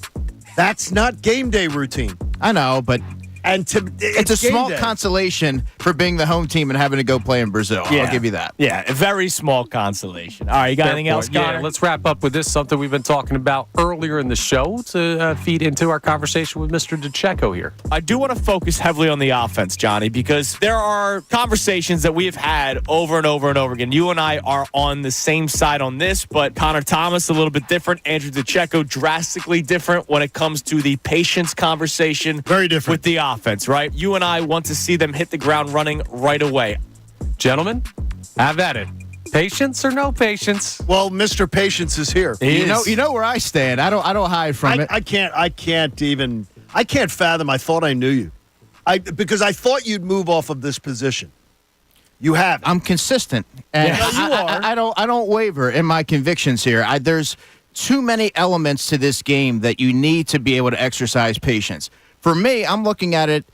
We don't know much about Jeff Hafley, the defensive coordinator for the Green Bay Packers, who was the former Boston College head coach.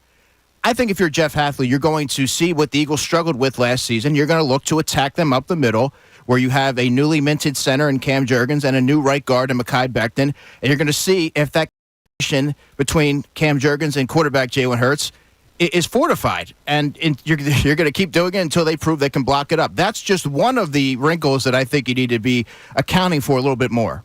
Now, if you're Kellen Moore, the bright football mind that he is, maybe he should just give you a call. Isn't he kind of expecting that? Yeah, well, can't you scheme against that? But the players need to be able to prepare for it in a game situation. You've been very vocal in the offense not seeing any time in the preseason. Yes. So I think that needs to be taken into account as well. You can do it in practice. And by the way, the Eagles, Vic Fangio, sent a lot of pressure up the middle in practice, especially towards the end of training camp, probably to give them looks for that. And the Eagles didn't really block it up that well. They got a lot of pressure, and Jalen Hurts was sort of backing off of his spot and having to get rid of the football. So I think that's something to keep an eye on. When you look at the fact, and I've made the case, his offenses have gotten off to great starts in various. He's helped quarterbacks. You sure about that? Yes, because of the fact that I saw a quarterback that when he got to L.A., he had a quarterback who was constantly making poor throws and throwing interceptions, and he got them off to a great start in the fact that he was protecting the football at that point. His numbers, there was a point where in the first 5 games, he had Dak Prescott at 2,000 yards.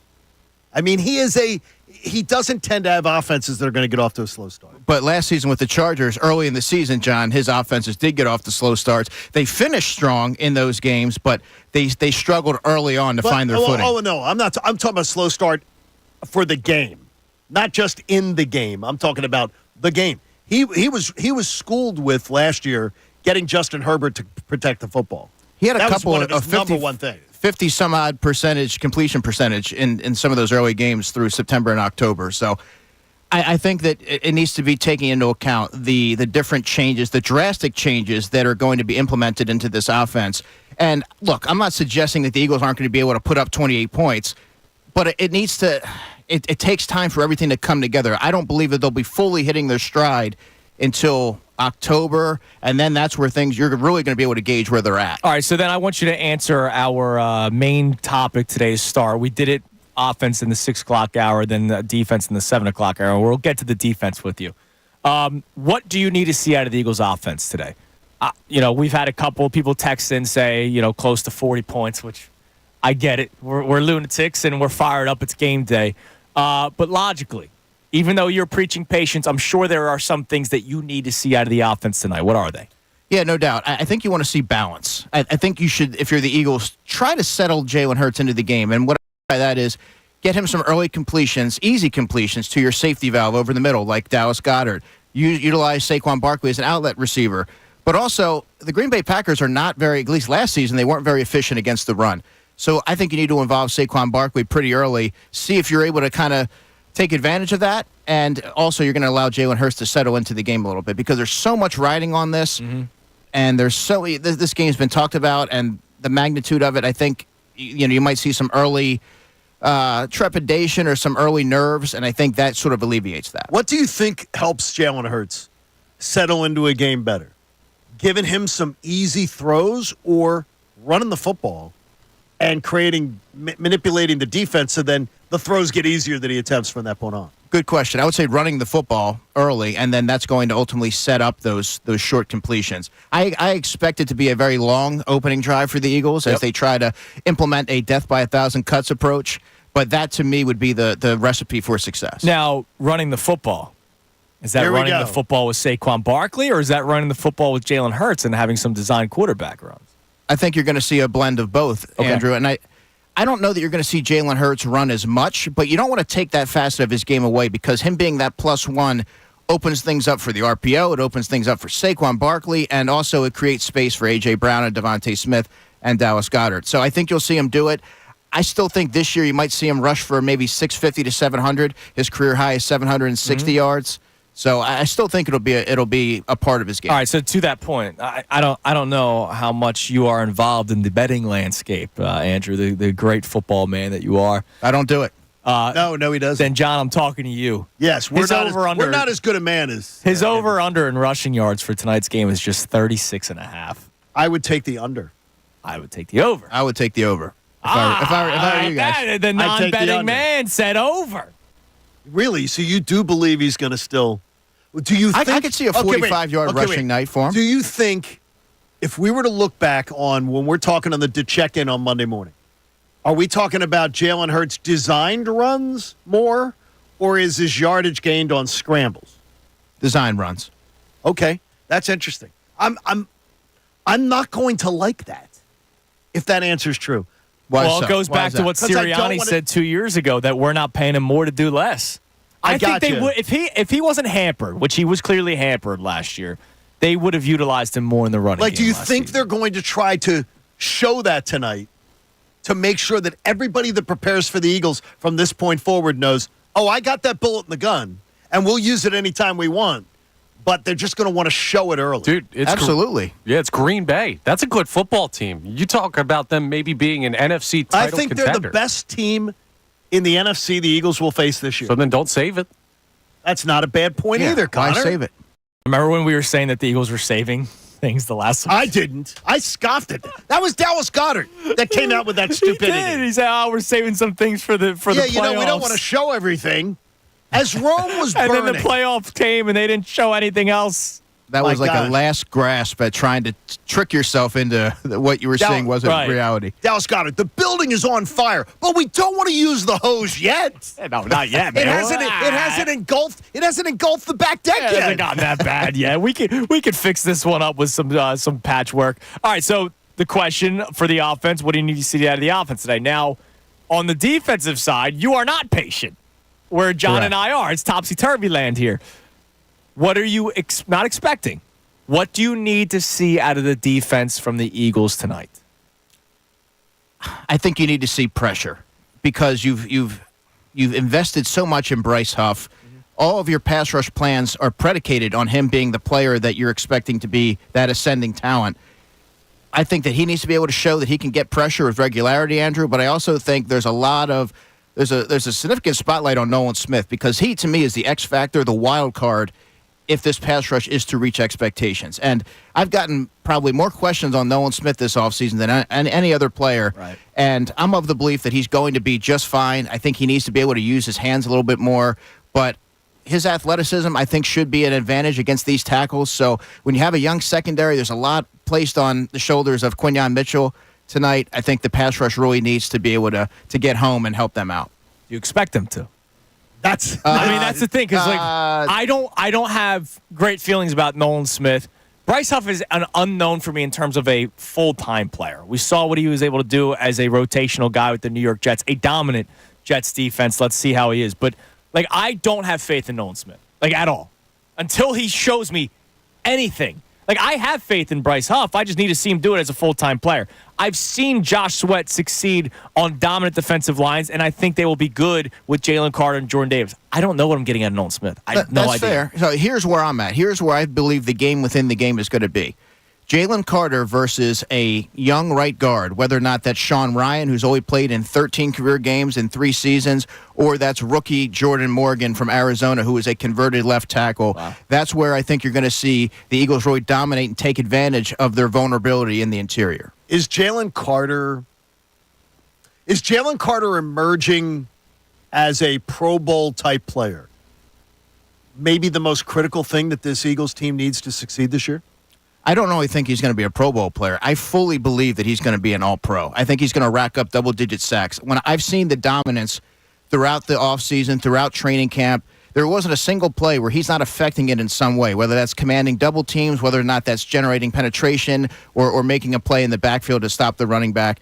This is a player where if he's able to his early season dominance from last year, guys, he's going to be a force and a special talent. He just made my day. Yeah. Okay, now I'm really excited. What time's 8 o'clock? We're getting there. We're less than 12 hours gosh. away to kickoff, man. All right, what do we have on the text line, Connor? You can text the show, a specific question for Andrew, or any of our texts that we've already had coming in at 610-632-0975. Our 2 main topics today is what you need to see out of the Eagles offense today, what you need to see out of the Eagles defense today. But if you do have a specific question for Andrew, have at it. What do we got, Connor? Justin from Delaware does have a specific question for Andrew. From the Jump Street? Is it school picture day for Andrew DeCecco? That's what one of my friends was asking. School picture. Listen, I always dress sharp. Professional. You do. He is sharp. It's week 1, game 1. I'm all business. Justin from Delaware asks, Andrew, what's going on with Cooper DeJean? Does he not have a place in the rotation right now? You're right. That's accurate. I mean, I think for anyone who tuned in for that preseason finale, it was very evident that Cooper DeJean still needs reps. He needs opportunities. He's not where he needs to be yet. And Vic Fangio actually, when he recently spoke, said as much. I haven't seen enough from him. I think he's still sort of playing tentative out there. He's given a lot of cushion, at least in training camp he was when he was coming back. So I don't know how he fits into the equation. Even without Isaiah Rodgers, guys, I wouldn't rule out him being inactive tonight. We'll have to see, but I just don't know how he fits. I don't know how he fits into the defensive equation. All right, so coming up next, speaking of Isaiah Rodgers being out, we're going to get into a discussion about advantages for the Eagles offense and the Packers defense because we played audio way back in the 6 o'clock hour. I want to play those for you, and I want to get your reaction to it, Andrew. But to that point, with Isaiah Rodgers out and you may be thinking that Cooper DeJean is not even going to dress or is going to be inactive for tonight. Possibly. What do they do in certain packages like nickel and dime? We'll talk to Andrew about that coming up next. It is Kincade and Salciunas on this Fanatic Payday Football Game Day Friday. I was too excited to say have a safe trip into work today. I hope your drive is going well. We'll be back at it with more of Andrew DeCecco, who joins us for the entire 8 o'clock hour. Don't forget, something he says specifically during this hour will be the Know the Show question at the end of the 8 o'clock hour for our first of 2 $50 gift cards to Sweet Lucy's Smokehouse. It's Kincade and Salciunas right here, 97.5 The Fanatic.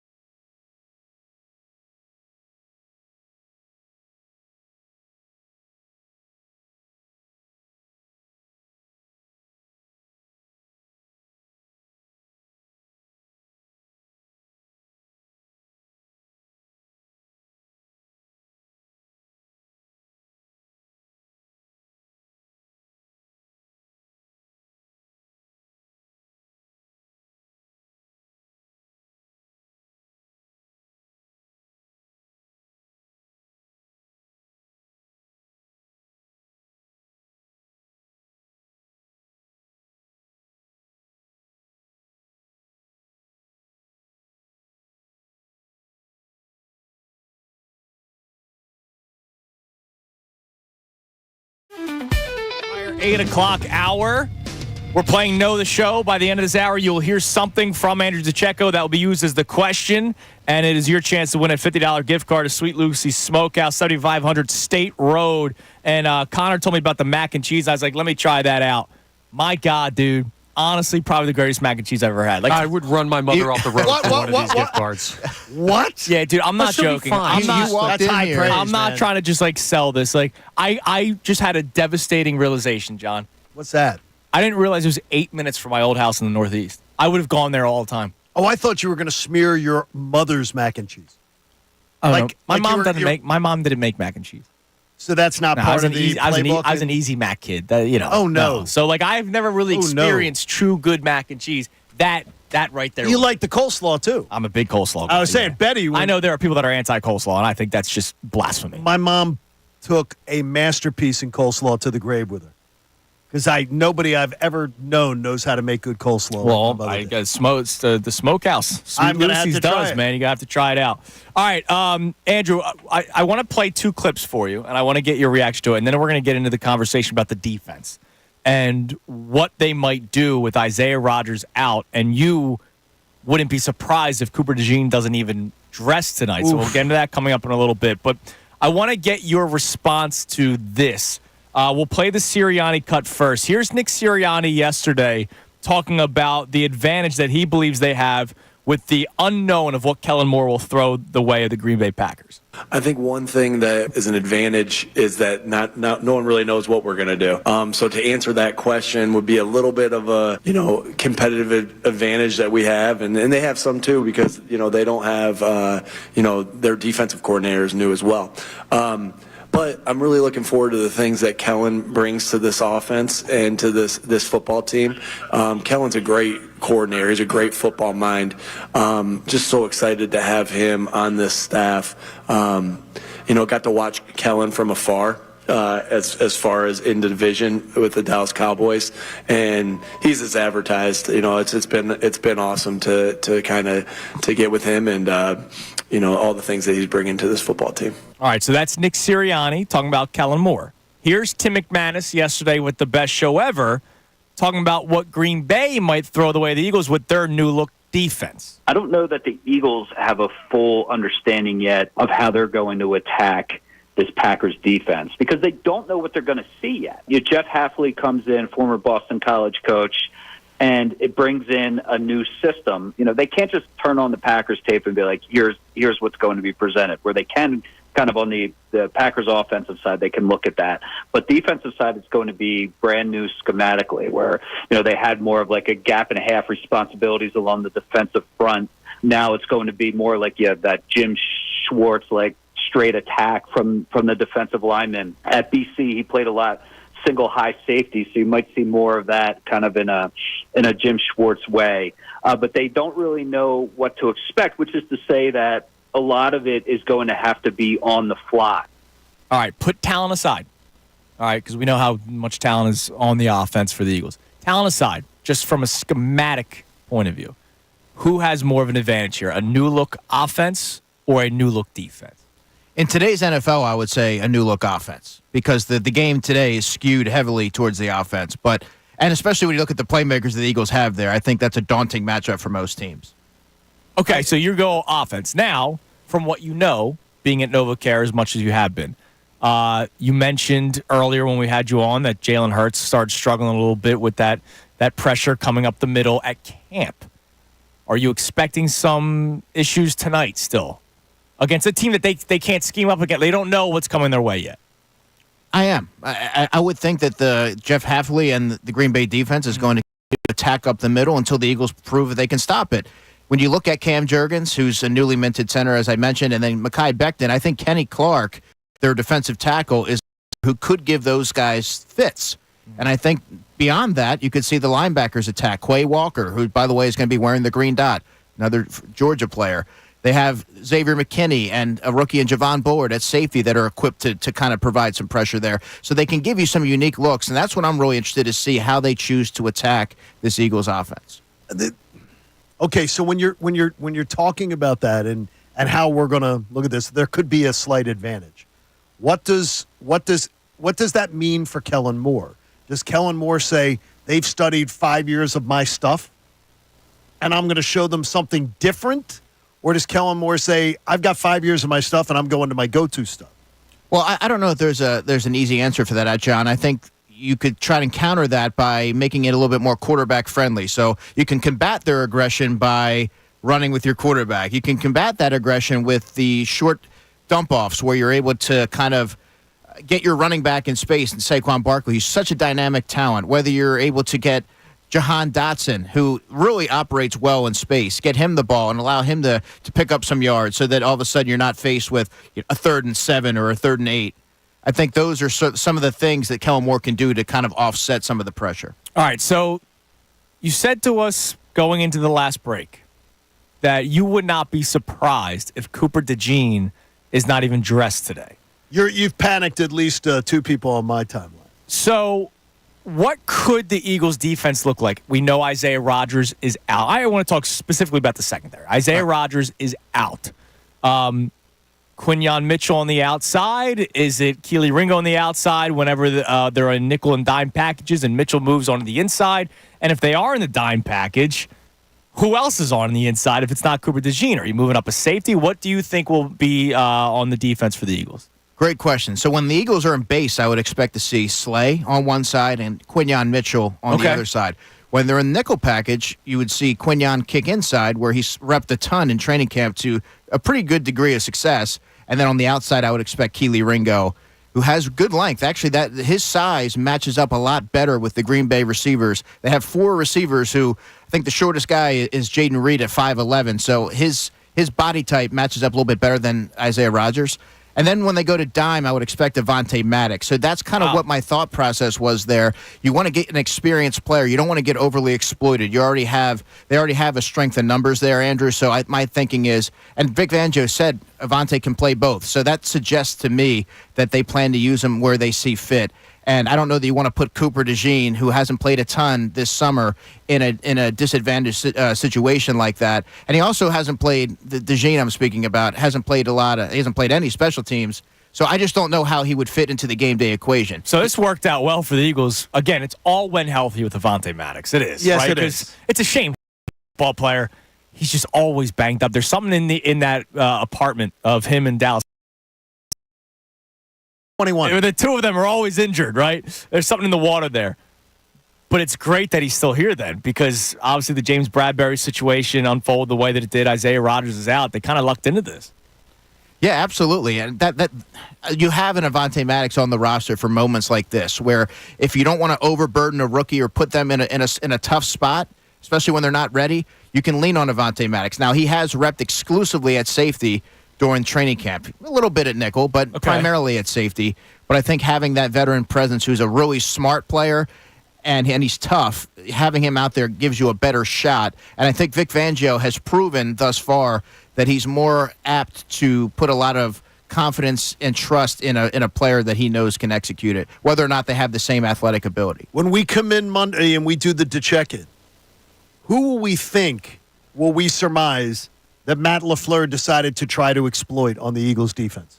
He's going to try to exploit that second level, Zach Bond and Nakobe Dean. Now, what I will say, guys, to take this a step further is one of the observations that I had, one of the more prominent ones at the joint practice against the Patriots, was when Jacoby Brissett, their approach to attack the Eagles' defense was the death by 1,000 cuts. Try to slip passes past the linebacker right in front of the safety and really dink and dunk their way down the field. I think the Eagles are going to be most vulnerable in the middle of their defense, but I think that they can combat that by getting some good pressure up front with Jalen Carter, which I think will be a common theme throughout the evening. All right, so we'll get to more text messages coming up next. And coming up next, I also want to get matchups that you're going to be keeping a close eye on, both Eagles offense versus Packers defense. You mentioned some of the players defensively for the Packers and how they might be attacking the Eagles offense. But I want to see both sides of the ball, some matchups, your X factors for tonight's game, etc. before we get you out of here. But real quick, I just saw a tweet. Okay. The account is Mare Bear Pig. All right. All right. I'm guessing she texted the guy because she posted a screenshot and the blue text would be your text, right? You're sending out the blue. I won't go into too much detail, but it seemed like a not a breakup. They weren't dating. Okay. But like it's been nice knowing you. One of those kind of things. Either she or the guy responded with "Word, go Birds." There is common ground. I love that. Look, we got common ground. Look, we're both from Philadelphia. We might not be dating, but you know what? Go Birds. I love that. All right, Hell yeah. Don't break up the season for your breakup relationship. Damn right, man. All right, so coming up next, you'll get those X factors and matchups that Andrew will be keeping a close eye on for tonight's game, Eagles-Packers. It's 8:45 almost already. Dude, today's fun. Yeah, you and I have had a quick show, man, which on a day like today, that's perfect. Yeah, just get me to 8:15 or whatever we kick this thing off. Damn right, man. Or yesterday's case, like 6 hours after it was supposed to start, between weather and pomp and circumstances. If you have any questions for Andrew, feel free to send them in at 610-632-0975. Sneak in a few of those as well. And again, at the end of next segment, the first of two Know the Show questions for your chance to win a $50 gift card to Sweet Lucy's Smokehouse. Oh, man, was the food delicious. It's Kincade Salciunas with Andrew Checo for another segment right here, 97.5 The Fanatic.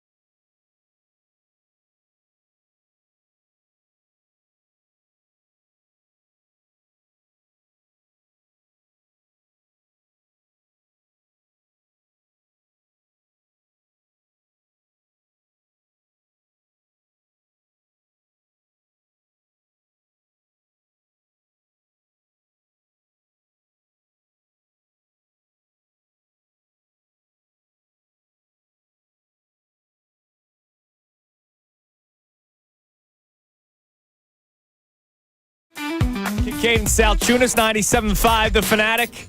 And we are joined by Andrew DeCecco. All right, I'm going to give out the first question now for Know the Show so that somebody can know well before 9 o'clock, where they can get food for tonight's game or any of this weekend's action at Sweet Lucy Smokehouse. They make game day delicious with Philly's best authentic hickory-smoked American barbecue cooked low and slow in a wood-burning pit. Order pick up online at sweetlucy's.com or order delivery on DoorDash, or of course you can check them out at their shop at 7500 State Road. I asked Andrew DeCecco our main topic today. What do you need to see out of the Eagles offense today? He, of course, gave an incredible explanation, but he used a word, a one word, and I will give you a clue. It starts with the letter B. 215-263-0975. The first person to get it right will win our $50. Will win our $50 gift card to Sweet Lucy Smokehouse. Where was he yesterday? I'm just trying to win this thing. I know you want to win it. All right, so we'll get to a couple questions, but Andrew, matchups that you're watching tonight, either Eagles offense versus Packers defense, Eagles defense versus Packers offense. What are you watching tonight? Yeah, I'll give you a few. So I'm looking at Devontae Smith versus Packers cornerback Eric Stokes. Eric Stokes is a longer corner, but I think Devontae, and I agree with John because I heard John on the way in, that Devontae Smith is going to be the Eagles Offensive Player of the Year. And I truly believe that. Sometimes you take special players for granted, and I would just watch him run routes, and it's like poetry in motion. And when you watch him be able to beat bigger corners like Keely Ringo for the football on a vertical route and just be able to separate with regularity against the Patriots in joint practice, this is someone who can do it all, and I think Kellen Moore is going to find a way to move him around, especially out of the slot. Devontae Smith is a player to watch in this one, and I would also say Nakobe Dean on the defensive side because – look, coverage is not his forte. He's gotten a lot better in that area. He's gotten a lot more fluid in space. But fully expect the Green Bay Packers, who really do a lot of things with play action, to try and find ways to exploit that second level with tight end Luke Musgrave and with receiver Jaden Reed. All right, Connor, what do we have on the text line, whether it's a question for Andrew or any of our topics today? Yeah, I got to cut through all the texts asking for barbecue. Question here, no name on this text, but they say, do you see any issue, Andrew, with the offensive line movement? I saw the offensive tackles getting flagged for the quick first step back last night, illegal formation. Is that a league thing? Is that a Russ thing? I think that's a league thing, but I would also say that the Eagles have an advantage of being able to see how the league's calling it right now. And if there's one player to keep an eye on for that, it would be Lane Johnson. But I think that is something to definitely keep an eye on. What was there a report about the emphasis? You know how every year it's like, they're going to have an emphasis on calling this. I believe that was one of them because of the tush push and people lining up over the ball. I believe was one of the things that they said they would call closely. Was there anything else that you remember? No, but that's one of them. I feel like this is going to be a very over legislated season. If last night was any indication, I think that they're going to be calling a lot of things pretty close. Well, it usually is in the first couple of weeks specifically. I am hoping, you know what I really, and this is going to sound like blasphemy to people, I am hoping that we aren't talking about the tush push this year.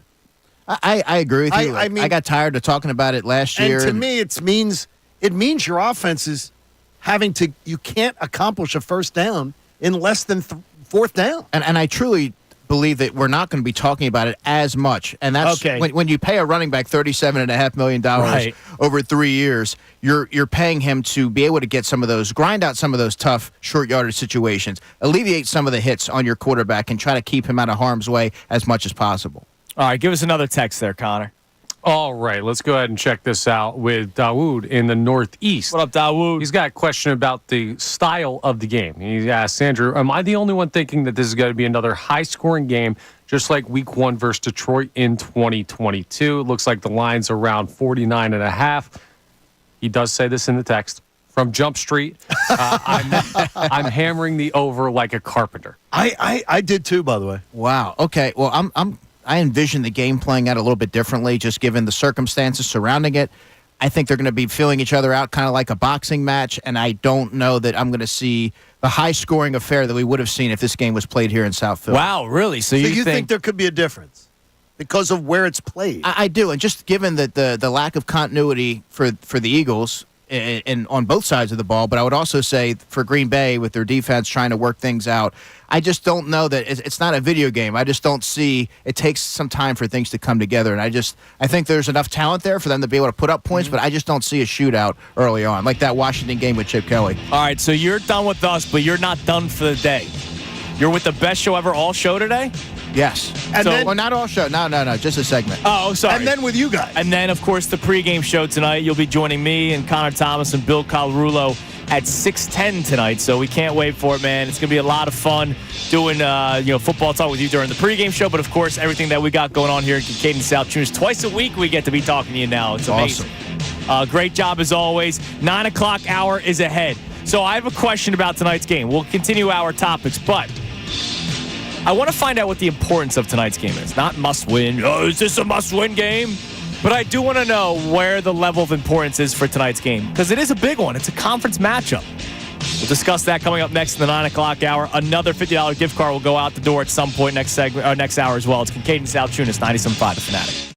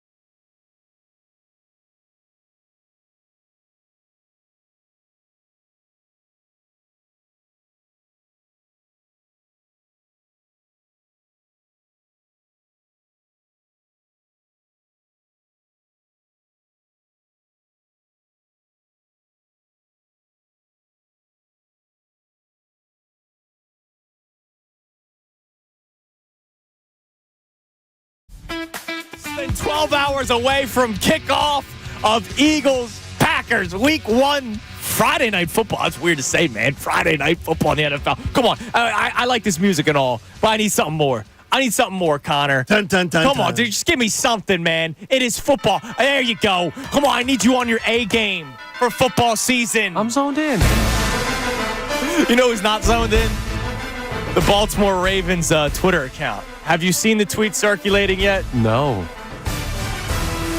At some point, you got to take it down. They still have the tweet up.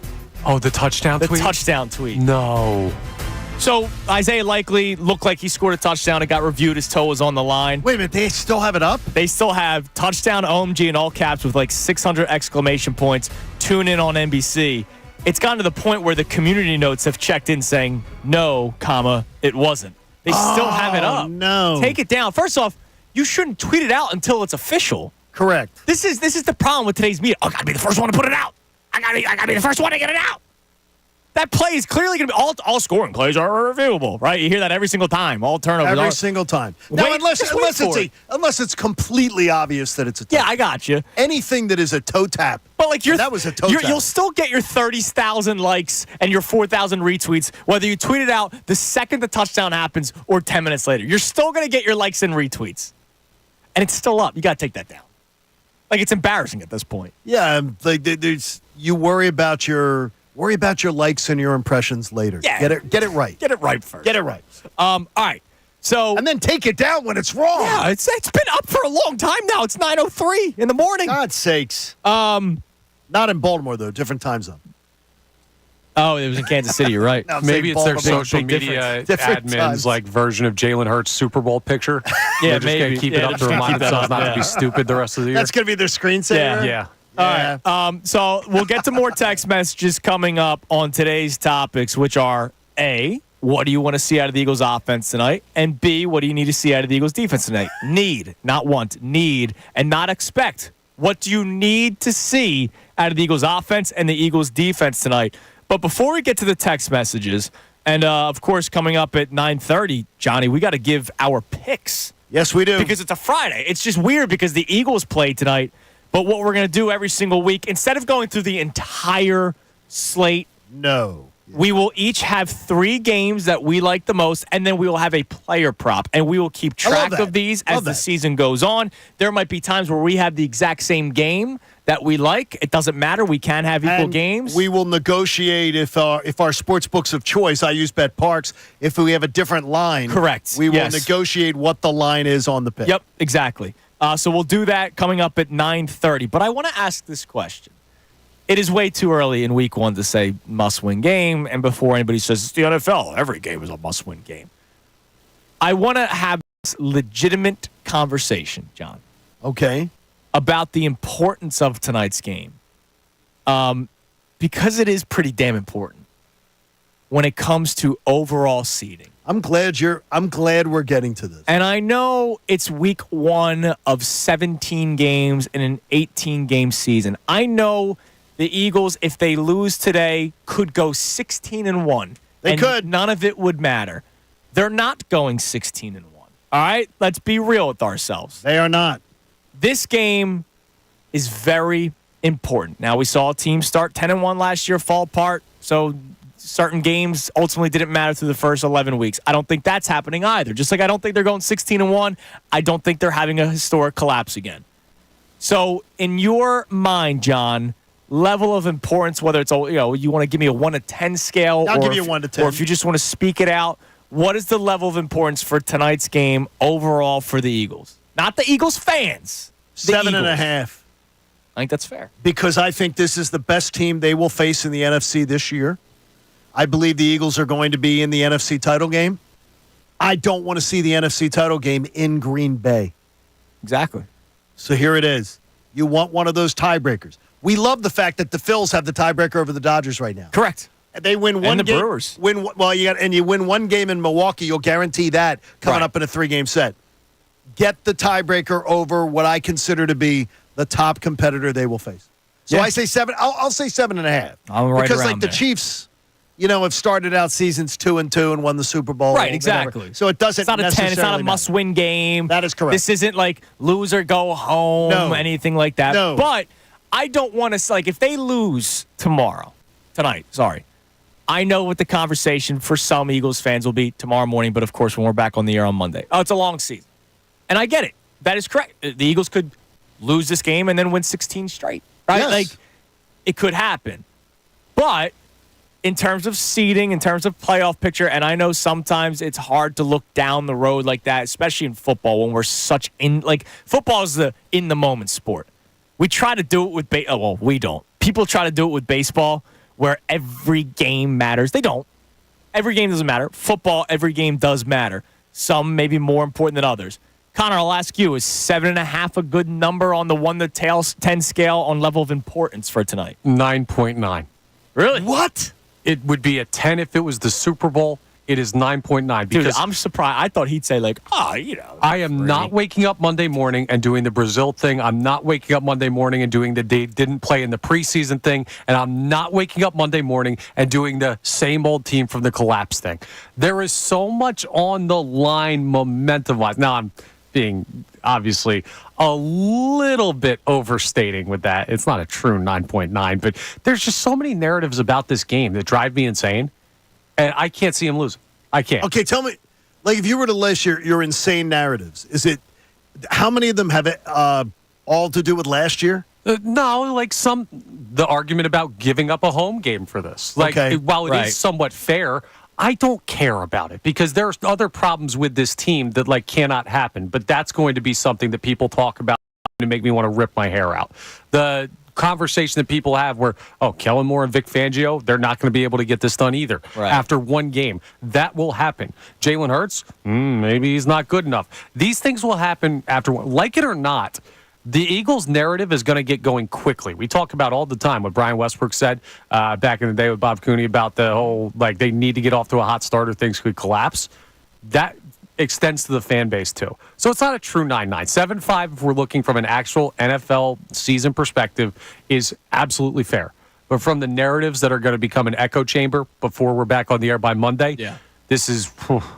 I don't want to deal with it. All right, so if you guys want to chime in on that as well, you can at 610-632-0975. Don't forget, we have another $50 gift card to give away to Sweet Lucy's Barbecue, which was amazing. I mean, Connor's been eating every single break. I have another plate. You got more wings, Johnny. They are delicious. good. I mean, No, the smoked wings are ridiculously great. You know how some people, eat food for the condiment, or mainly, I know I'm bad with that. I'm the condiment king. You are. I'm the Big Dipper, right? I didn't need the ranch. No, you're not on these wings. And I didn't even need the hot sauce. The wings, the dry, they're not dry in a bad way. The dry in terms of nothing else on it. Wings were delicious from Sweet Lucy's, 7500 State Road. We have another $50 gift card to give away at some point this hour. Now, before we get to the text on any of our topics, I have a random question. Okay. Football related, not Eagles related. So last night, Chiefs-Ravens. Great game, by the way. Down to the wire.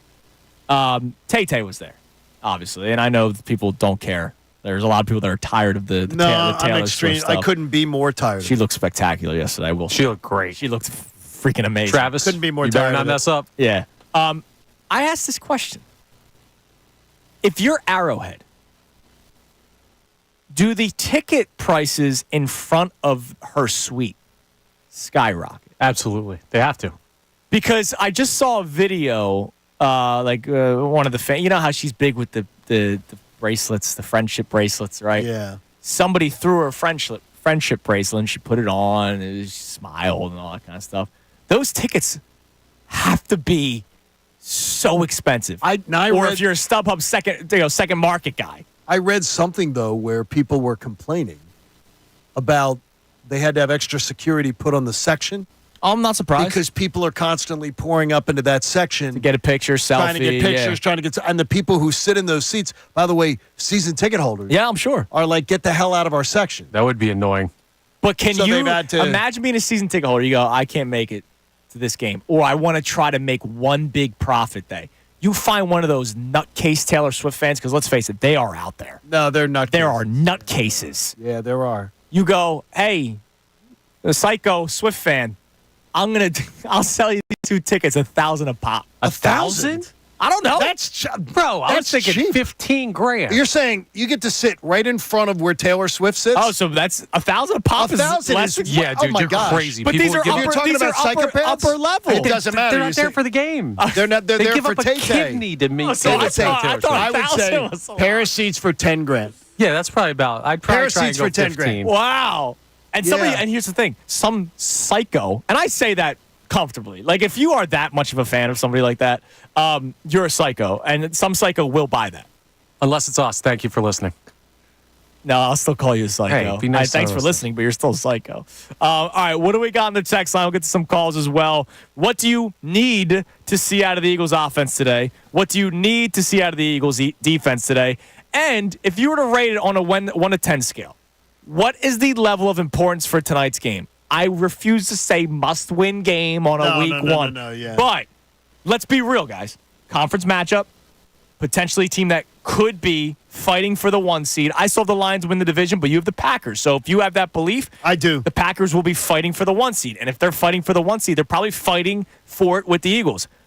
To have the head-to-head record against them goes a long way, whether it's week 1, week 10, week 18. What do we got, Connor? No name on this text, but they say when the game is over, I want to feel like the offense looks like it's in mid-season form. I don't want to feel like they looked rusty, and we're talking about the lack of playing in preseason again was a mistake. Just want a hot start. Also looking for Jalen to look healthy and running effectively, and Saquon to look explosive. Okay. think that's reasonable. fair. That's a reasonable fan. You're not going to get all of them. That's the one thing I would say is that would be a 20-point victory to me if all those things came together. Oh, what he wants to see. Right. You got to take a few of them, and there are going to be some stumbles along the way tonight.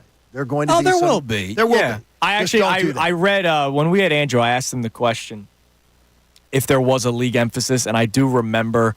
I didn't think it was a legal formation. I thought it was the tackles that jump early, the false starts. He mentioned Lane Johnson. You see it all the time where the tackle is timed almost too perfectly with the quarterback that they get a split-second head start before the snap. I read an article. The league emphasis this year was a legal formation. So that's something to keep an eye on for tonight when we're complaining about constant penalties. You know they do this every single year, especially at the beginning of the season. By the way, he brought up Lane Johnson. Lane Johnson gets away with a lot. With murder. Which is maybe if part of any it's a other respect thing. Yeah, but that shouldn't happen. I It should think not happen. No, because it happens all the time. Do you get mad when guys like LeBron get calls in the NBA? All the time, yes. And guys like Tyrese Maxey don't get calls all the time. See, I don't. I'm not a big fan of the there's a rule book for this person when it's obvious. And there are times where it's obvious with Lane Johnson and he gets away with it. I think that's the nature of sports. You have a senior player out there that's proven that they're capable of doing something. Think about the leash that some baseball players have to talk to umpires compared to others. True. Like it exists in all sports. Whether you look at it happens. Yeah, but that's a procedure thing. This is something that is not. This is literally something that affects the game. Well, stop being a whistleblower. Yeah, they know it already. There's a referee listening in Sao Paulo right now, streaming the Fanatic, going, I wonder what they're saying. And they're saying, you know what? The line judge is saying, I'm going to pay attention to Lane Johnson. You know what they're saying? They're saying, damn, that show's objective. They're not just pom-pom shakers. John's at Quizzo night saying, hey, we're cheating. We're on our phones. Yeah, exactly. Hey, chill over By the way, bro. everybody cheats at those things, don't they? No. A lot of people do. Not if you got me on your team. All right, let's go to Michael and Yardley. Mike, you're on 97.5 The Fanatic. What's up, TGIF? Good morning, guys. What's up, brother? Hey, Happy game day, brother. So happy game. Isn't it good to say that? It is. All right, guys. I have a couple keys to the game. Number one, John, who is the one guy on our defense who's going to be closest to the ball the whole game? Well, I'm hoping that it's the most time closest to the ball. It's going to be Jalen Carter. I hope so, and I'm a big believer in him. So he can affect the game on every single play, whether it's a passing play, a running play. I want to see him explode. I want the talk of the town to be Jalen Carter, the new coming of Fletcher Cox, or even more, dare I say, Aaron Donald. That's what I want to see on defense. I want to see him take control and become that leader that's going to wear the C on his chest next year and for years to come like we did with Fletcher. So that's what I want to see on defense. What I want to see on offense, not even anything performance-based. I want to see Jalen use his mind, use dummy counts, use fake snap counts to decipher what the defense is doing. And I want to see this whole, we've been hearing a lot of, he's going to be in control of what the O-line is doing, especially in terms of blitz pickup and audibling at the line. I want to see that maturation. I want to see him show that he has this control over the Kellen Moore offense like Kellen says he has in preseason. And he has been saying it a lot, Michael, and thanks for the call, Mike. brother. Always love hearing from you. He has said that Jalen Hurts, look, both of them, Kellen Moore and Nick Sirianni, has said that Jalen Hurts has taken and ran with this. A lot of the reporters have talked about it. Like, we keep on talking about preaching patience. Well, we're not. There are people that want to preach patience, like Andrew Zucheka with the offense. By the way, he did make a case that moved me a little to understanding where What he's was at. that? The idea that there's going to be opening week nonsense like we saw last night. Could be. How officials call the game, maybe some miscommunication, a little bit of rust being knocked off. So on that regard, I will cede the point to Mr. Duchek. Well, with all that being said, it was still a 27-20 ball game, and if Isaiah Likely's foot is half a centimeter shorter, it's a 27-27 ball game over hits. You know what I mean? Like, the Eagles, Packers over-runners 49.5. I think it is a look and watch. I mean, and Andrew's in my head now. My largest bet of the evening is the over. Is it? Yep. So I'm a little perturbed because I respect his voice enough that it bothers me. I should give you my SGP coming up next because I got to get back to this poll. We never got you to do. It. That's very tight. So, if you're just tuning in, when did we get into this? 6 o'clock hour? Yeah, because you tweeted 6 or 7. Yeah. No, he tweeted the poll out at 7:02, so it was the 6 o'clock hour. I have 2 prop bets for the Packers players. Not that the Packers are winning, just prop bets. And you guys thought that was blasphemy, so we put out the poll. Chunas is I already did, dude. Betting the over on a Packers player prop for tonight's game. Is that bad karma as an Eagles fan? To be clear, he is not betting on the Packers to win. 58%, Johnny. Say, get that money. That's ridiculous. 58, baby. That is ridiculous. Majority rules. That means 42% of Eagles fans are burning you at the stake. We're a constitutional republic. We are not a democracy. So I do not fall for that nonsense. That's You're using a lot of big words. I just say it's wrong. That's bad. That's bad juju. Nah. As they say. I don't think so, man. Because you're rooting Don't hate for the player, the hate the opposition game. to have success. You're rooting for members of the opposition to have success against your team. No, they're not going to have 0 yards. No, but you're I know they're going to get yards. No, you're betting overs. You're betting for them to have over and what is expected. What? Jaden Reed's like 40.5. Like, that's nothing, dude. That's I'm telling you. That's not going to kill you. I'm telling you. All right, well, And I'll tell you, 27-27 would piss me off big time, even though because of the fact that this game's being played away from the link. Yeah. Yeah, if Jaden Reed goes for 2 touchdowns tonight and like 100 yards, I'm going to locker box you Monday morning. Seriously. By the way, speaking of last night, 27-27, it wasn't going to finish 27-27. They would have gone for 2. Dude. No, he had already held up 2. He did. They were going for 2. I like John Harbaugh a lot. I still remember year 1 of Doug Peterson, Harbaugh was on the hot seat. And look, he's still there, which is amazing.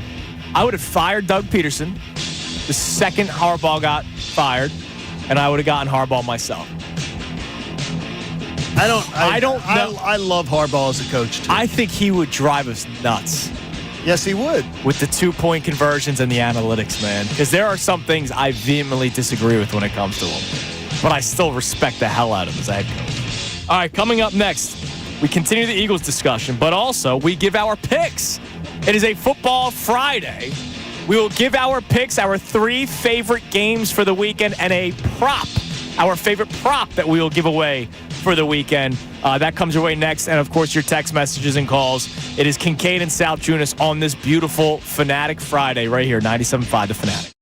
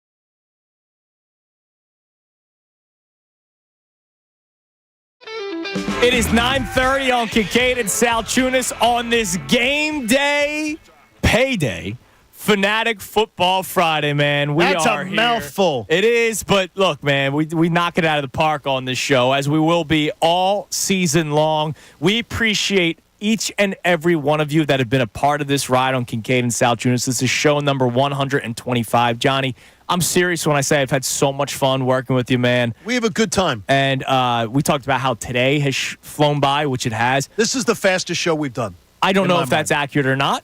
I feel like it is. But I will say this. The 124 shows that have taken place before today have all flown by. I can't believe that we are 125 shows into this thing already. We started back in March. We had a vision for this show, and that was a vision before season. Everybody knows that football season, we kick things into another gear. So it's been an absolute blast working with you, and I can't wait to continue it. That is very kind. It starts anew, man. We got football season, a new chapter. It's our first football season together. And this is where we ask everybody just sort of check into our new way that we're going to do things and prep you for games and everything. Already got, it seems, very good feedback on DeCecco being with us for an hour. Oh, yeah. People are like, Andrew DeCecco is becoming a Eagles media icon in this town. Yeah. And it's long overdue. He has definitely been he's been it's fun tremendous. working with you guys too in the morning. It's been an absolute blast. All right, we'll get to some text messages and some calls coming up in a moment, but I want to do this every single Friday. This is nothing really new in the sports radio world. We're going to do a pick segment, but instead of going through the entire card, no, we're not doing that. We will give 3 of our favorite games or over-unders, as you and I talked about, and then a player prop of some sort. So give us some sort of football music there. Connor, Johnny, the floor is yours. I will let you go first. Give your 3 games and then the player prop that you like. Connor or Brendan, it is up to you to keep track of these as the season goes on, at least the records come the end of it, and we'll see who comes out on top. Want me to go first? Go ahead, Johnny. 2 of them are coming out of the first game tonight. I'll take the Eagles. I will lay the 2 points. You have 2 on yours too? 2.5 for me, but I will lay 2.5 then. Okay. I will. I'm not worried about that. So got it. Okay. Eagles and Green Bay over 49.5. I'm slobbering over that one. I like that one too. I don't understand why it's still only 49.5. Maybe because of the first week of the season. They're listening to Checheco and not us. And I'll take the Miami-Jacksonville game over 49. So you're going with the over-under in that game. Yes, of 49. I like that. Okay. And my then anytime prop is anytime touchdown for Saquon Barkley tonight. Interesting. Anytime touchdown, Saquon Barkley. Okay. All right, so the 3 games that I like, and then I'll give you the prop, and it is in tonight's game. It'll be a different team, and you're going to be upset about it. Even though you shouldn't be. The games that I like the Miami Dolphins to cover the 3.5 against the Jacksonville Jaguars. I don't have the Dolphins winning the division like you do, but I don't really know what Jacksonville has until Trevor Lawrence can prove that he can keep up with a high-power offense. Sure. I will go against them. So I have the Miami Dolphins and the 3.5 against the Jacksonville Jaguars. This game is a bit of a toss-up for me because of what the Rams could do this year. But I'm going to start with Detroit. I like them in this game. I had it at 3.5. It has since gone up to 4.5. I'll let you guys be the determining factor. Should I take it at 3.5 or 4.5? I'll let you guys set the rules. Mine is 4.5. Mine's 4.5. All right, so then Mine says 4.5. Oh, I got it yesterday, 3.5. That's Oh, what okay. I'm saying. But we're picking fine. today. Okay. I'll go with the 4.5 that's what we'll for do. the Detroit Lions. The Monday Night Football game between the Jets and the Niners. All the hype with the Jets. Of course, the Niners have been in the Super Bowl the last couple of years. I will take the Jets under. You're going on 43.5. Okay. I don't mind that one Christian at all. McCaffrey, Breece Hall show. I know a lot's going to be made about Aaron Rodgers, is Brock Purdy the Messiah, all this kind of stuff. Breece Hall, Christian McCaffrey, running attack. Also, those 2 defenses are still very good. So I like the Dolphins 3.5, Lions 4.5, under 43.5 in the Jets and Niners. And then my player prop is in tonight's game. Jaden Reed is over-under for receiving yards is only 41.5. I believe he will be the best receiver on that team come the end of the season. It might start tonight. No, I'm not taking the Packers to win, but I believe Jaden Reed takes the over of 41.5 receiving yards. All right, I guess I'm up. Let's go with a game that you like, Andy. I like the Dolphins, and that -3.5 number is not remotely big enough in that game. Like, they're so much better than the Jaguars. The Dolphins -3.5 is one of the picks that I like. I also enjoy, you talked about that Monday night game. Get ready for this one. Going the under. Cowardly. Give me the Jets. Give me them outright. Wow. They're winning that game So straight you're up betting against the line. 49ers. You're doing money line? Yes. Okay. Betting the money line on the Jets. I'm also taking a game that I really like. Tampa Bay Buccaneers -3.5 over the Washington Commanders. See, Wow. I looked at that, but I need to see Jaden Daniels before I bet against them. I know rookie quarterback against that defensive coordinator. Let's rock. Okay. They can handle That's it. great logic on your part, Connor. It sure is. Player prop. Another great logic on this one. It's basically a sure thing. Jalen Hurts, anytime touchdown scorer. I'm going to bet it until it doesn't happen. I know you're looking at me weird like the tush push ain't a thing anymore. It's still a thing. They get to the 1 yard line, he scores. Yeah, but you know what? Saquon might score. Saquon's going to get He it. could score from the 4. He could. But How about dude, this? This is free money. How about this? If it is 2nd and goal, 3rd and goal from the 1, I'll guarantee you Saquon Barkley gets the carry before Jalen Hurts gets the keeper. I kind of feel the same way as you do. They're not going to pay this for a running back like that. I have a Saquon anytime tutty ticket tonight, so Well, you now did we're you enemies. did like that one then? Yeah. Okay, good.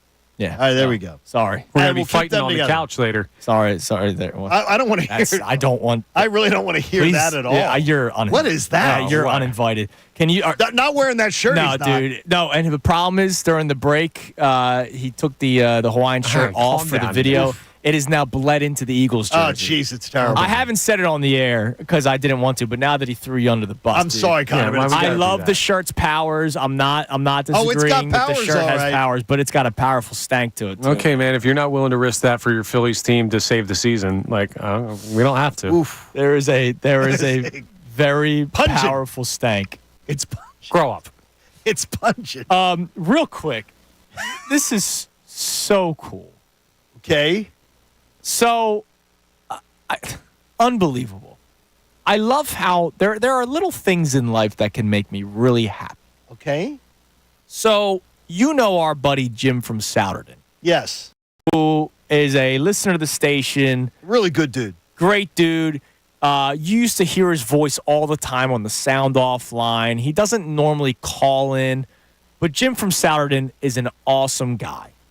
Jim from Souderton, in case you guys don't know from just me talking about his voice on sound off, you'll know him more for this. He's the guy that does the duck off races. Yes. The rubber Brings duck, him down to a creek. the rubber duckies Brings to the him to a creek. crick and then does it. So a lot of you probably know more so the rubber duckies. You guys might also know NBA Slime, Terry Franconia, the Twitter account. Jim from Souderton is his dad. So there's probably a bunch of people that don't know Jim from Souderton's voice on sound off, But they know his content. but they know duck off, and there are some people that don't know duck off, but they might know NBA Slime on Twitter. I love the duck off. Guess who they just had do the duck off for the Eagles game? Who? Jason Kelsey. That's awesome. How cool is that? That is a That's great pretty dope. collab. Something that father and son found fun doing, going out to a creek, racing rubber duckies. I love it. And by the way, the duck records are pretty good. They had the Chiefs last night, and I agreed, in Ducks We Trust. Jason Kelsey comes out and does the duck off with them. That's pretty freaking cool, man. Okay, I Imagine think that's starting amazing. something small like that, and then Jason Kelsey gets a part of it. By the way, And, also, the duck off went.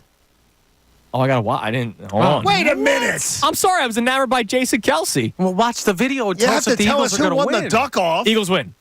All right, Eagles I win. love So it. in Ducks we trust. But I think that's pretty freaking cool. I think it's fantastic. All right, Shout out to Ducks. let's go to James in Harrisburg. James, you're on 97.5 The Fanatic. Hey, what's going on, Andrew? What's going on, John? What Hi, up, James? Hey, what's going on? Hey, it's my birthday. After That's I right. Happy birthday. birthday, man. Game day. And your wife's a Packers fan, right? That's right. Oh, I want boy. to play a song after I hang up, but real quick, I just want to tell you guys something. One, I love the show. Best show ever. Two, my wife, she don't like you guys, and this is why. Because you guys made me a Phillies fan. I never watched baseball before. And listen, I started listening to you guys last year. John with you first, and then answer with you. And I kept hearing about the Red Wings, and then I started hearing about the players, and now I'm diehard Phillies fan. I love it. Well, I apologize to your wife, but I also don't apologize to her because she's a Packers fan. She's mortal enemies today with us. But anyways, listen, I don't think our defense is as bad as everybody thinks. I think everybody needs to relax. Just remember this, the Eagles Nation out there. We beat Kansas last year. We beat Buffalo last year. We had one heck of a season that we had to run last year. You know, we had 2 games where the team came off with 10 days rest. We didn't. Yep. I think guys just finally just broke down and just couldn't go no more. You understand? I really think our defense is a lot better this year. We went 10-1. You know what I mean? And like I said, we beat the champs. A lot of people can't say that. I don't think we're going to be as bad as everybody thinks we are. I like it. I like that, I like James. the thinking, Listen, man, buddy. enjoy yourself tonight. Happy birthday, all right, yeah. brother? That is All right, nice. thank you, guys. Be safe out there. You too. There That's he a is. beautiful thing when your bride becomes a Phillies fan. My wife has become diehard. She watched 9 innings of a baseball Well, no, his game wife last hates night. us. No, I because he's- understand. Yeah, but the thing is, though, she'll eventually come around. Yeah, she'll love it during the parade. She'll come around. Right. Unless she's a Brewers fan. I don't know if she's a Packers fan. Is she also a Brewers fan? Like, I don't Do the know. Brewers have fans? a couple here and there. They like going down the slide. Yeah. You know? It is a pretty cool slide. I wish Citizens Bank Park I had a thought that slide. was just the big Do you head really? dude with the mustache. That's a cool slide, man. I got to give it to him. I would rip the slide. Yeah, I would love to be. Like, there are some things, like last year when I was in Tampa for the Eagles-Bucks game. And Did you want to you've go been into there. the Pirates? I'll be den? honest, man. I kind of liked it. Like, it was cool. When they scored a touchdown, the cannons went off. Like, I rocked with it. See, Doc lived in, my brother lived in Tampa for a long time. Yeah. And I think that stadium was like the most non-NFL feeling thing I've ever been in. Yeah, there were diehards that were dressed up in pirate gear, and I was like, oh, that's kind of cool. We have Jamie who does that. Yes. You know, Jamie Pags who The does governor, the the future governor, which, by the way, we would support his campaign. We would absolutely support him. Coming up next, we have the Kincade Salciunas Key 3 brought to us by Von C. We'll get our final thoughts in on tonight's game, tell you more about what's going on today, because me and Connor are not done after we reach 10 o'clock. No, you guys got a lot of work to do today, and I'm proud Dude, of you. I got Can I married. at least go shower? Yes, you better. It's Kincade and And burn Salciunas. those clothes. 97.5 The Fanatic.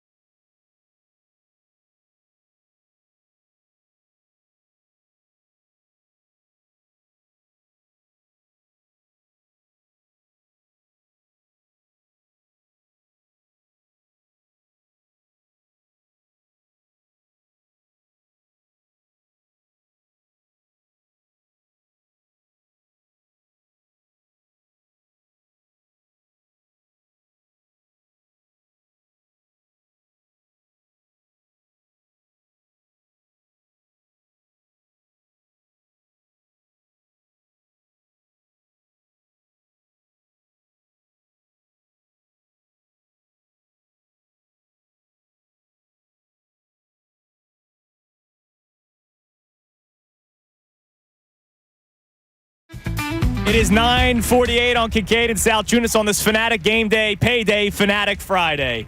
And how about you get paid in a $50 gift card right now to Sweet Lucy's Barbecue, 7500 State Road. Again, thank you for dropping off that incredible food earlier today. What a great idea for an NFL game day or an NFL Sunday, the barbecue from Sweet Lucy's, wings, man. I got to tell you, you hear barbecue, but grab some smoked wings, Yeah, too. no, seriously, it was really, really good, man. I have to get down and see Liv after the show. I might go down to her dorm and then... That's a great idea. And then dude. swing by Hop and get up 95, boom, Yep. you got it. Here's our second $50 gift card out the door. The first caller, to get this answer right on 215-263-0975. I asked John, on a 1 to 10 scale, how important is this game for the Eagles tonight? He gave a specific number. What was it? 215-263-0975. Speaking of barbecue, you might want to wash it down with something. How about some delicious beer from Von C? It's time now for the Kincade and Salciunas Key 3. Now, the Kincade and Salciunas Key 3. Today's best. We made it! We made it! We made it! We made it! We made it! Football season returned last night, and the Eagles are back today. We got you covered all day long here on Kincade and Salciunas 97.5 The Fanatic. You name it, it is an Eagles game day, payday, Fanatic Friday. Is it payday for everybody? At least for us.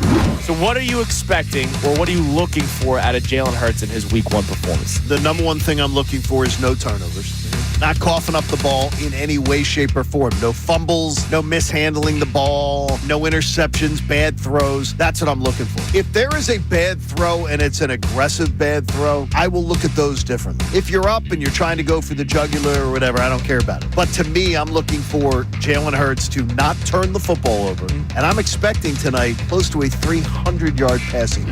I do want to focus heavily on the offense, Johnny, because there are conversations that we've had over and over and over again. You and I are on the same side on this, but Connor Thomas a little bit different, Andrew DeCecco drastically different when it comes to the patience conversation. Very different. With the offense, right? You and I want to see them hit the ground running right away. I'm not saying score 40 points, but what I am saying is I don't want to see 18 illegal formation penalties like I saw last night. Could that be because they didn't play in the preseason? I don't know. Wouldn't you think? I know that isn't that a logical I know Lamar conclusion? Jackson didn't, and a lot of the Ravens starters didn't. The did, and they had some issues of their own. I don't want to see silly penalties that are going to knock you back 5 yards. I don't want to see an opening drive that you can't get past the 50. I want to see what I saw with Baltimore and Kansas City, where they both drove right downfield, scored 7 points on their 15 scripted plays out of the gate. I want to see drives that don't seem painful to get first downs like I saw a lot of last year. No, I want to see them get down to the red zone in 4 or 5 plays, explosive plays, big plays. I want to see creativity. I don't want to see the same bubble screens over and over again. I want to see Jalen Hurts look comfortable with check down passes. There are a lot of things that I can see, and the Eagles not score 40 points that will make me happy. The Phillies we've mixed in here and there. They had a nice win yesterday. That's a nice win. And the Braves lose yesterday, so the magic number is down to 15. The John Kincade magic By the number way, is it countdown. too early? I've not gotten any of those emails either. No, From they're people. gone. And the tweets were coming like, oh my gosh, you're counting down the magic number too early. No. Nah, I wasn't. No, the magic number. You were freaking scaredy cats. Yes. You were a bunch of scaredy cats. They're the best team in Major League Baseball this morning on September the 6th. They have the best record in baseball.